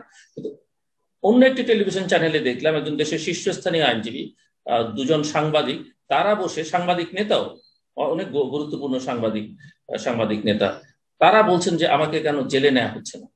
সো এই হচ্ছে অবস্থা আসলে বাংলাদেশের, যে সবাই একসঙ্গে এক সুরে কথা বলতে সাংবাদিকরা এখন আর পাচ্ছেন না। আমি দেখতে পাচ্ছি জুলহাস আলম হ্যান্ড রেজ করেছেন। জুলহাস প্লিজ। জি, আমি জাস্ট ধন্যবাদ। সংক্ষেপে জাস্ট দু একটা পয়েন্ট, একটা চমৎকার বক্তব্য এসছে। আমরা জানি সমস্যাগুলো কি, শুধু দুই তিনটা উদাহরণ একটু দেব। গুয়ান্তানামো বেতে যখন বিভিন্ন জঙ্গি সন্দেহে মানুষজন ধরে নিয়ে বিভিন্ন দেশ থেকে ওখানে আটক রাখা হচ্ছিল, তখন কিন্তু আমেরিকাতে এপি এবং অন্যান্য সংগঠন তারা কিন্তু সরকারের সাথে ব্যাপক ফাইট করে তালিকা চেয়েছিল। তালিকা সরকার দিচ্ছিল না, পেন্টাগন থেকে কোনোভাবে তালিকা দিচ্ছিল না। এক পর্যায়ে তারা কিন্তু আদালতের দ্বারস্থ হয় এবং একটা মোটামুটি ভালো একটি তালিকা দিতে কিন্তু মার্কিন সরকার তার কাছে বাধ্য হয়।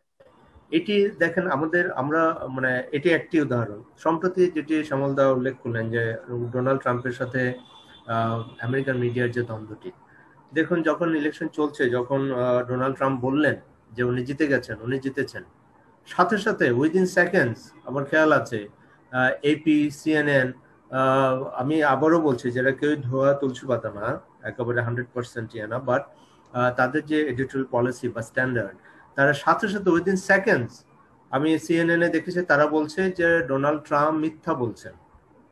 সাথে সাথে সেই আসছে যিনি পলিটিক্যাল অ্যানালিস্ট, একজন সিনিয়র রিপোর্টার সিএনএন, তিনি বলছেন যে এই দাবি তার সঠিক নয়, এটা একটা মিথ্যা, সরাসরি বলছেন।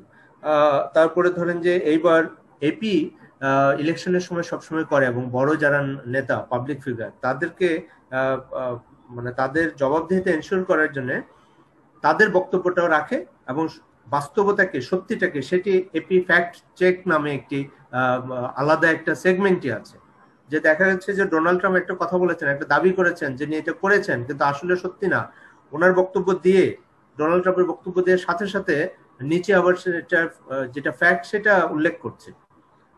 এইবার যে প্যালেস্টাইন এবং ইসরায়েলের যে জটিলতা হলো, দেখেন সেখানে আমি এপির কথা বলতে পারি, তারা সরাসরি কি হচ্ছে ওখানে এবং ফিলিস্তিনের যে শিশু নারী মারা যাচ্ছে সেগুলো নিয়ে কিন্তু ধারাবাহিকভাবে রিপোর্ট করেছে। কোথায় আমেরিকার সরকার তো এপির বিরুদ্ধে মামলাও দিতে জানি, এপির প্রেসিডেন্টকে ডেকেও বলেনি হোয়াইট হাউসে বা পেন্টাগন যে তুমি এটা কেন করছো।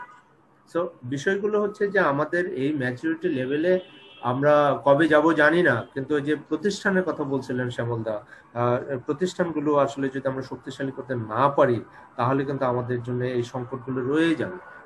সো আমি একটা আন্তর্জাতিক সংবাদ সংস্থার সাংবাদিক হিসেবে রাইট টু ইনফরমেশন অ্যাক্টের আওতায় আমি আজকে পর্যন্ত এতবার বিভিন্ন বিষয়ে অ্যাপ্লাই করেও আমি কোনো উত্তর পর্যন্ত পাই না, একটা অ্যাকনোলেজ করে না। ফরেন মিনিস্ট্রিতে একটা ডিজিপি বলে একটা পোস্ট আছে, অ্যাকনোলেজ করে না যে আমি একটা মেইল করলাম যে আমার এরকম একটা তথ্য দরকার, তারা সরি পর্যন্ত বলে না যে ভাই দিতে পারছি না বা নাই, whatever, they don't respond even. সম্প্রতি এই মুহূর্তে আমার 3টা প্রতিষ্ঠানের কাছে রাইট টু ইনফরমেশন অ্যাক্টের আওতায় অ্যাপ্লাই করা আছে, কেউ আমাকে আজকে পর্যন্ত 5 সপ্তাহ হয়ে গেছে প্রায়, বা 4 সপ্তাহের বেশি হয়ে গেছে, তারা কেউ রেকগনাইজই করেনি, অ্যাকনোলেজ করেনি তারা মেইলটা পেয়েছে। অথচ তারা কিন্তু এই তথ্য দেওয়ার জন্য তথ্য অধিকার অফিসার হিসেবে নিয়োগপ্রাপ্ত। তাহলে সেই সমাজে, যেটি রিজনা আপু বলছিলেন, যে সেই সমাজে আমি সাংবাদিকতা করতে গিয়ে নর্মাল যে তথ্য সেটি যখন আমরা পাই না, এই যে মিনিস্ট্রিগুলোতে যারা পাবলিক রিলেশনস কর্মকর্তা আছেন তারা হচ্ছে শুধুমাত্র প্রেস রিলিজ দেওয়ার জন্য, তাদের কাছে কোনো তথ্য আমরা পাই না। তো এই ধরনের একটা কাঠামোর মধ্যে তো চলছে, তাহলে আমি সাংবাদিকতাটা করবো কিভাবে? সাধারণ একটা তথ্য আপনি আজকে আইইডিসিআর এর কাছে চান, অফিসিয়ালি চান, তারা আপনাকে দিবে না, হেলথ মিনিস্ট্রির কাছে চান, দিবে না, তাহলে আমি সাংবাদিকতাটা করবো কোথায়? তো এই জায়গাগুলোতে আমাদের বার্গেনিং এর প্রয়োজন আছে, এবং সেটা সম্মিলিতভাবে আমাদের করতে হবে। এবং আমাদের যেসব প্রতিষ্ঠান আছে, আমি প্রতিষ্ঠানই বলবো, জাতীয় প্রেস ক্লাব থেকে শুরু করে আদার যেসব আছে, এগুলোকে একটা জায়গায় কিন্তু আমাদের নিয়ে আসতে হবে। তাদের উপর আমাদের চাপ তৈরি করার বিষয় আছে যে এইভাবে চলতে পারে না, এইভাবে আপনার সাংবাদিকতার স্বার্থ, গণমাধ্যমের স্বার্থ কেন? এটা জনগণের স্বার্থ, তাদের স্বার্থ রক্ষা মানে জনগণের স্বার্থ।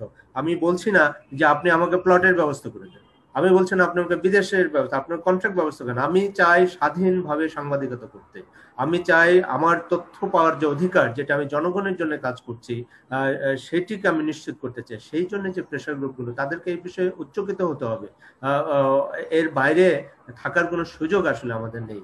আমাদেরকে এটা থেকে বেরিয়ে আসতে হবে, এবং বেরিয়ে আসার জন্য আমাদের কথা বলতে হবে। আমি ধন্যবাদ জানাই সিজিএস কে এই ধরনের একটা সময়োপযোগী আলোচনা করার জন্য এবং আমাকে সুযোগ দেওয়ার জন্য। অসংখ্য ধন্যবাদ। Thank you Zulhas Alam. Mister Zahirul Alam বা মিস্টার শ্যামল দত্ত, আপনারা খুব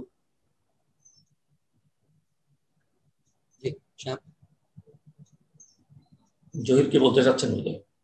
না, একটা আলোচনাটা অনেকই হয়েছে, দীর্ঘ আলোচনা, এবং আমার মনে হয় যে মূল বিষয়গুলো সবই চলে এসেছে, এবং আমরা জানি আসলে সমস্যাগুলো কিভাবে আমাদেরকে সংকটের দিকে নিয়ে গেছে অথবা নিয়ে যাচ্ছে। তো এখন এই মুহূর্তে শুধু এটাই আমি বলতে চাচ্ছি যে আমরা যে, হ্যাঁ, ভালো মন্দ আছে জার্নালিজমের মধ্যে, আমাদের অবশ্যই আমাদের ত্রুটি বিচ্যুতিগুলো ওভারকাম করতে হবে। কিন্তু এই মুহূর্তে যেটি বলবো যে এই যে আপনার মেসেঞ্জারকেই যে আমরা শুট করে ফেলতে চাচ্ছি, কিন্তু এটা খুবই একটা আত্মঘাতী হচ্ছে। এবং আমার মনে হয় যে আগে যেটা বলেছি যে এই উপলব্ধিটা আমাদের সবারই আসা দরকার যে হ্যাঁ, ব্যাড জার্নালিজম বা টক্সিক জার্নালিজম সেগুলো আমাদেরকে ওভারকাম করতে হবে এবং ওইটা নিয়ে কাজ করার সুযোগ আছে। আমাদের জার্নালিস্ট সংগঠনগুলো, পেশাজীবী সাংবাদিক এবং মালিক পক্ষের সঙ্গে আমাদের বোঝাপড়ার ব্যাপার আছে এবং কর্তৃপক্ষের সঙ্গে আমাদের সেগুলো নিয়ে নেগোশিয়েট করার বিষয় আছে। কিন্তু যারা যতটুকু বর্তমান আছে ভালো সাংবাদিকতা করার, যারা বেটার জার্নালিজম, গুড জার্নালিজমকে প্রমোট করতে চান, অ্যাটলিস্ট সেগুলো নিয়ে তাদের কনভিকশন আছে, তাদের প্রতিশ্রুতি আছে, তাদেরকে এভাবে হেনস্থা করা, তাদেরকে এভাবে ভয় দেখিয়ে দেওয়া, তাদেরকে এভাবে দাবিয়ে দেওয়া, আমার মনে হয় যে এটা খুবই খারাপ একটা সময় আমরা অতিক্রম করছি। সুতরাং সেখানে আমার মনে হয় গুড সেন্স প্রিভেল করবে এবং আমি দেখছিও অনেকের মধ্যে গুড সেন্স প্রিভেল করছে। অনেকেই বলছেন, দায়িত্বশীল অনেকেই বলছেন, নানা কারণে হয়তো এমন একটা কি বলবো যে জটিল অবস্থা যেখানে স্বার্থদ্বন্দ্ব বা যে কোনো ভাবেই হোক আপনার আমলাতন্ত্র বলেন বা আদার যে স্টেক হোল্ডার্স আছেন, প্রত্যেকেই আসলে এখন সরকার যখন কোনো না কোনো ভাবে কিছুটা কম্প্রোমাইজিং থাকেন, তখন তার উপরে বিভিন্ন যারা স্বার্থান্বেষী আছেন তারা সেগুলো তাদের নিজ নিজ স্বার্থ আদায় করে নেওয়ার চেষ্টা করেন। আমি এখানের মধ্যে আমি দেখতে পাচ্ছি যে এক ধরনের প্রেশার গ্রুপ আছে। সুতরাং এখানে এই রেজিলিয়েন্সটা দেখাতে হবে সরকারকে, এবং যারা শুভবুদ্ধি নিয়ে কথা বলেন এবং শুভ চিন্তা করছেন তাদেরকে এগিয়ে আসা উচিত এবং এই সাংবাদিকতাটাকে যেটুকু অবশিষ্ট আছে এই সাংবাদিকতাটাকে রক্ষা করা, তাদেরকে প্রোটেক্ট করা, তার জন্য আমাদেরকে চেষ্টা করতে হবে। এবং শ্যামলদা উনি যেই পয়েন্ট অফ ভিউ থেকে হতাশার কথা বলেছেন, আমি ওনাকে হতাশাবাদী কখনোই দেখিনি, উনি হতাশ নন, কিন্তু যে বাস্তবতা দেখছেন এটা নিয়ে এক ধরনের অ্যাপ্রিহেনশন কাজ করছে যে না রোববারও কি হয়, কারণ জামিনের শুনানি তো হয়ে গেছে এবং জামিনের শুনানির পরে তো সিদ্ধান্তই বাকি। একটা সিদ্ধান্ত নেওয়ার জন্য তো এত সময় লাগার কথা নয়। এবং আইনি প্রক্রিয়ার মাধ্যমে যেই আর্গুমেন্ট গুলো আদালতে উঠেছে সেখানে কমন পিপল হিসেবে কমন সেন্সে কিন্তু অনেক কথা বলে যে এক্সিবিটস গুলো থাকা দরকার, যে রাষ্ট্রীয় যে সেন্সিটিভ বা যে হুমকির মধ্যে পড়তে পারে বা তার স্বার্থ ক্ষতিগ্রস্ত হতে পারে এমন কি তথ্য, সেগুলো কিন্তু এক্সিবিট হিসেবে আসেনি, সেগুলো নথিভুক্ত করা হয়নি। কাজে আমার মনে হয় যে এখানে এক ধরনের টেনশন চলছে। এই টেনশনটা আমার মনে হয় যে এলিভিয়েট করা দরকার থ্রু মানে কি বলবো যে সুচিন্তা এবং সুবিবেচনা এবং এক ধরনের কি বলবো যে মানে ভালো সাংবাদিকতার স্বার্থে এই জিনিসটাকে যেসব পলিসি মেকাররা আছেন তাদের আমার মনে হয় চিন্তা করা উচিত। অবশ্যই এটা আদালতের বিষয়, কিন্তু জামিন নিয়ে যে ডিলিডালিটা হচ্ছে আমার মনে হয় যে সেখানে আমাদের সবারই ভয়েস রেজ করার দরকার এবং সেটা করছেও সবাই, সেটা আসার কথা, ভালো কথা যে সবাই একমত এই ব্যাপারে যে সাংবাদিকের উপরে যে ধরনের নিপীড়ন হয়েছে, যে ধরনের তাকে অপদস্থ করা হয়েছে, সেটার আমরা একটা প্রতিকার অবশ্যই চাই এবং আইনি প্রতিকার চাই। ধন্যবাদ জিল্লুর ভাই আপনাকে অনুষ্ঠানটি আয়োজন করার জন্য। ধন্যবাদ Zahirul Alam. Mister Shyamal Dutta, any final remarks? না, আর বলতে চাচ্ছেন, অনেক বলা হয়ে গেছে। আশা করি এর মধ্যেই একটা আমরা সুচিন্তিত পথ পাবো, যেটি জহির সর্বশেষ বললেন। আমার মনে হয় এর মধ্যে আমাদের পথ আছে। তবে আমি আশা করব যে সরকারের মধ্যে অনেক শুভচিন্তার লোক আছেন যারা চাচ্ছেন এটার একটা ইতিবাচক সমাধান হোক, আবার হার্টলাইনারও আছে এখানে। সেই জায়গাতে আগামীকাল যদি জামিন না হয় রোজিনার, তাহলে সেটি দুর্ভাগ্য বলতে হবে এবং সেটা কারো জন্যই কিন্তু ভালো হবে। অন্যদিকে বারবার বলছেন, আইনমন্ত্রী বলছেন, তথ্যমন্ত্রী বলছেন যে রোজিনা ন্যায় বিচার পাবেন, কিন্তু ন্যায় বিচার পাওয়ার লক্ষণ কিন্তু দেখা যাচ্ছে না। এখানেই একটা হতাশার জায়গা আছে। যদি কালকে সে জামিন পেয়ে যায়, আইনগতভাবে ফেস করুক। অনেক দেশে এই ধরনের ঘটনা হয়েছে, আমাদের প্রতিবেশী দেশে বহু নজির আছে, পৃথিবীর অন্যান্য দেশে নজির আছে। জুলহাসের বক্তব্য কিছু নজির উঠে এসছে। আমি কালকে পড়ছিলাম একটা লেখা যে কিভাবে মার্কিন প্রশাসন কন্টা বিদ্রোহীদেরকে ড্রাগ সাপ্লাই দিত, এবং এর রিপোর্ট করতে গিয়ে সান হোজে মার্কুরি নিউজের সাংবাদিককে শেষ পর্যন্ত আত্মহত্যার পথ বেছে নিতে হয়েছে। এই বাস্তবতাও আছে। এবং ইরাক ইরান যুদ্ধের সময় মার্কিন গণমাধ্যম যে এমবেডেড জার্নালিজম নামে এক সাংবাদিকতা শুরু করলো, সেটি নিয়েও নানা প্রশ্ন আছে। এবং সে সময় আমরা দেখেছি ইরাকের বিরুদ্ধে বা অন্যান্য মধ্যপ্রাচ্যের যে ঘটনাগুলি, তাতে মার্কিন গণমাধ্যম ঠিক নিরপেক্ষ ভূমিকা পালন করেনি বলেই অভিযোগ আছে। এবং আজকে সকালবেলা যেটি রেফারেন্স শোয়েব চৌধুরী দিলেন, প্রিন্স উইলিয়াম অভিযোগ করেছেন তার মায়ের মৃত্যুর জন্য মনে হচ্ছে বিবিসি দায়ী।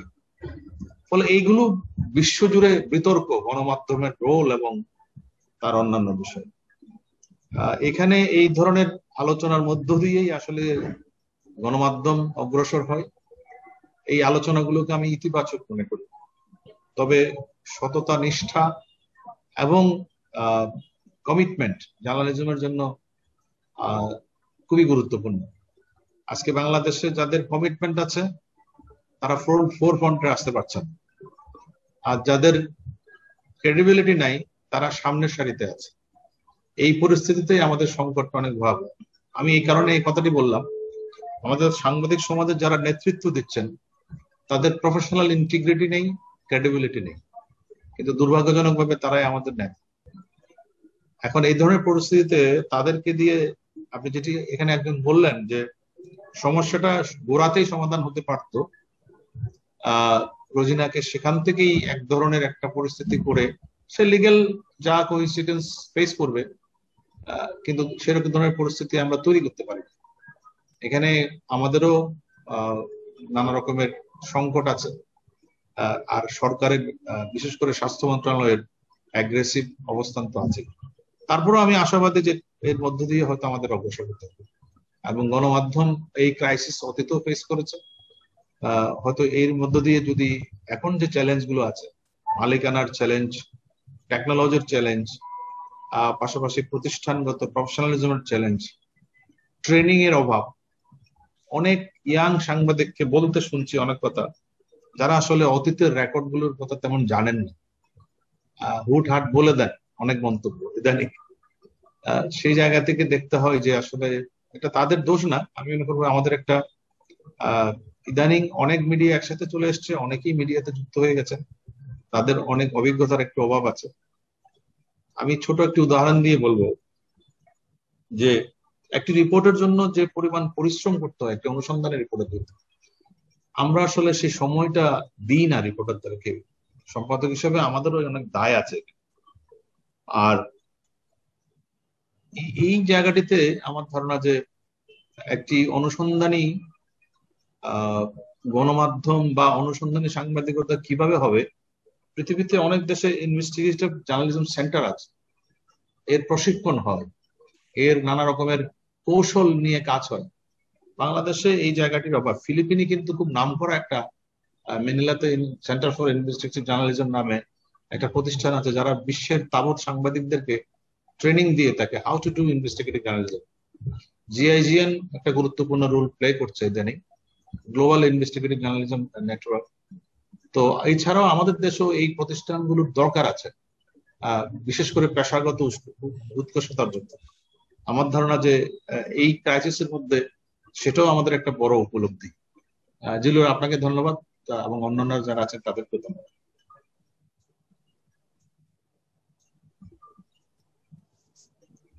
জিল্লুর, আপনাকে আনমিউট হতে হবে। থ্যাংক ইউ সামলদা। এবং আমি আশা করবো যেহেতু আপনি একার্থে একদিক থেকে পত্রিকার নেতৃত্ব দিচ্ছেন, এর বাইরে সাংবাদিকদেরও নেতৃত্বের একটা ভূমিকায় আপনি আছেন। যে বাংলাদেশে যে সাংবাদিকরা যে দল করুক, যার প্লট দরকার সে প্লট নিক, যার বিদেশ যাওয়া দরকার সে বিদেশ নিক, কিন্তু ইউনিয়ন গুলো যেন এক হয়, যেখানে সাংবাদিকদের কমন ইন্টারেস্টটা তারা সামনে নিয়ে আসতে পারে। এরকম একটা উদ্যোগ আপনারা যারা শুভবুদ্ধি সম্পন্ন এটা সম্ভব হবে না, চেষ্টা করে দেখতে পারেন, চেষ্টা করবেন, সেটি সাংবাদিকদের স্বার্থেই চেষ্টা করা। অনেক ধন্যবাদ যারা আমাদের সঙ্গে আজকের এই আলোচনায় অংশ নিলেন, mister Zulhas Alam, mister Zahirul Alam, mister Shyamal Dutta, mister Shoaib Chowdhury, advocate Syed Rizwan Hasan এবং ডক্টর মঞ্জুর আহমেদ চৌধুরী, আপনাদেরকে অনেক ধন্যবাদ। আমার সহকর্মী যারা আজকে ছিলেন, যারা ফেসবুক লাইভ এবং ইউটিউব লাইভ, টুইটারে যারা লাইভ এই অনুষ্ঠানটি সম্প্রচারে সহযোগিতা করেছেন তাদেরকেও ধন্যবাদ। মোটা দাগে সবগুলো কথাই উঠে এসছে, কিন্তু যেটি দরকার, যে সাংবাদিকদের নিরাপত্তার জন্য আইন দরকার, এখানে ইথিক্স কি হবে, রুলস কি হবে, সেগুলো নিয়ে কথা হচ্ছে, মালিকানায় কারা থাকবে সেগুলো কিভাবে নিশ্চিত করা যাবে, স্বচ্ছতা জবাবদিহিতা অত্যন্ত গুরুত্বপূর্ণ ইস্যু। এবং মানুষ এখনো আস্থা আসলে মূলধারা সংবাদ মাধ্যমের উপরে রাখছে, কিন্তু তারা যেটি চায় সেটি তারা খুঁজে পাচ্ছে না। আজকের আলোচনায় সেটি উঠে এসছে। এবং এই যে সংকট, যেটি মূলধারার সাংবাদিকতার, এটি আসলে কোনো অবস্থাতেই সামাজিক যোগাযোগ মাধ্যম দখল করে নিতে পারবে না।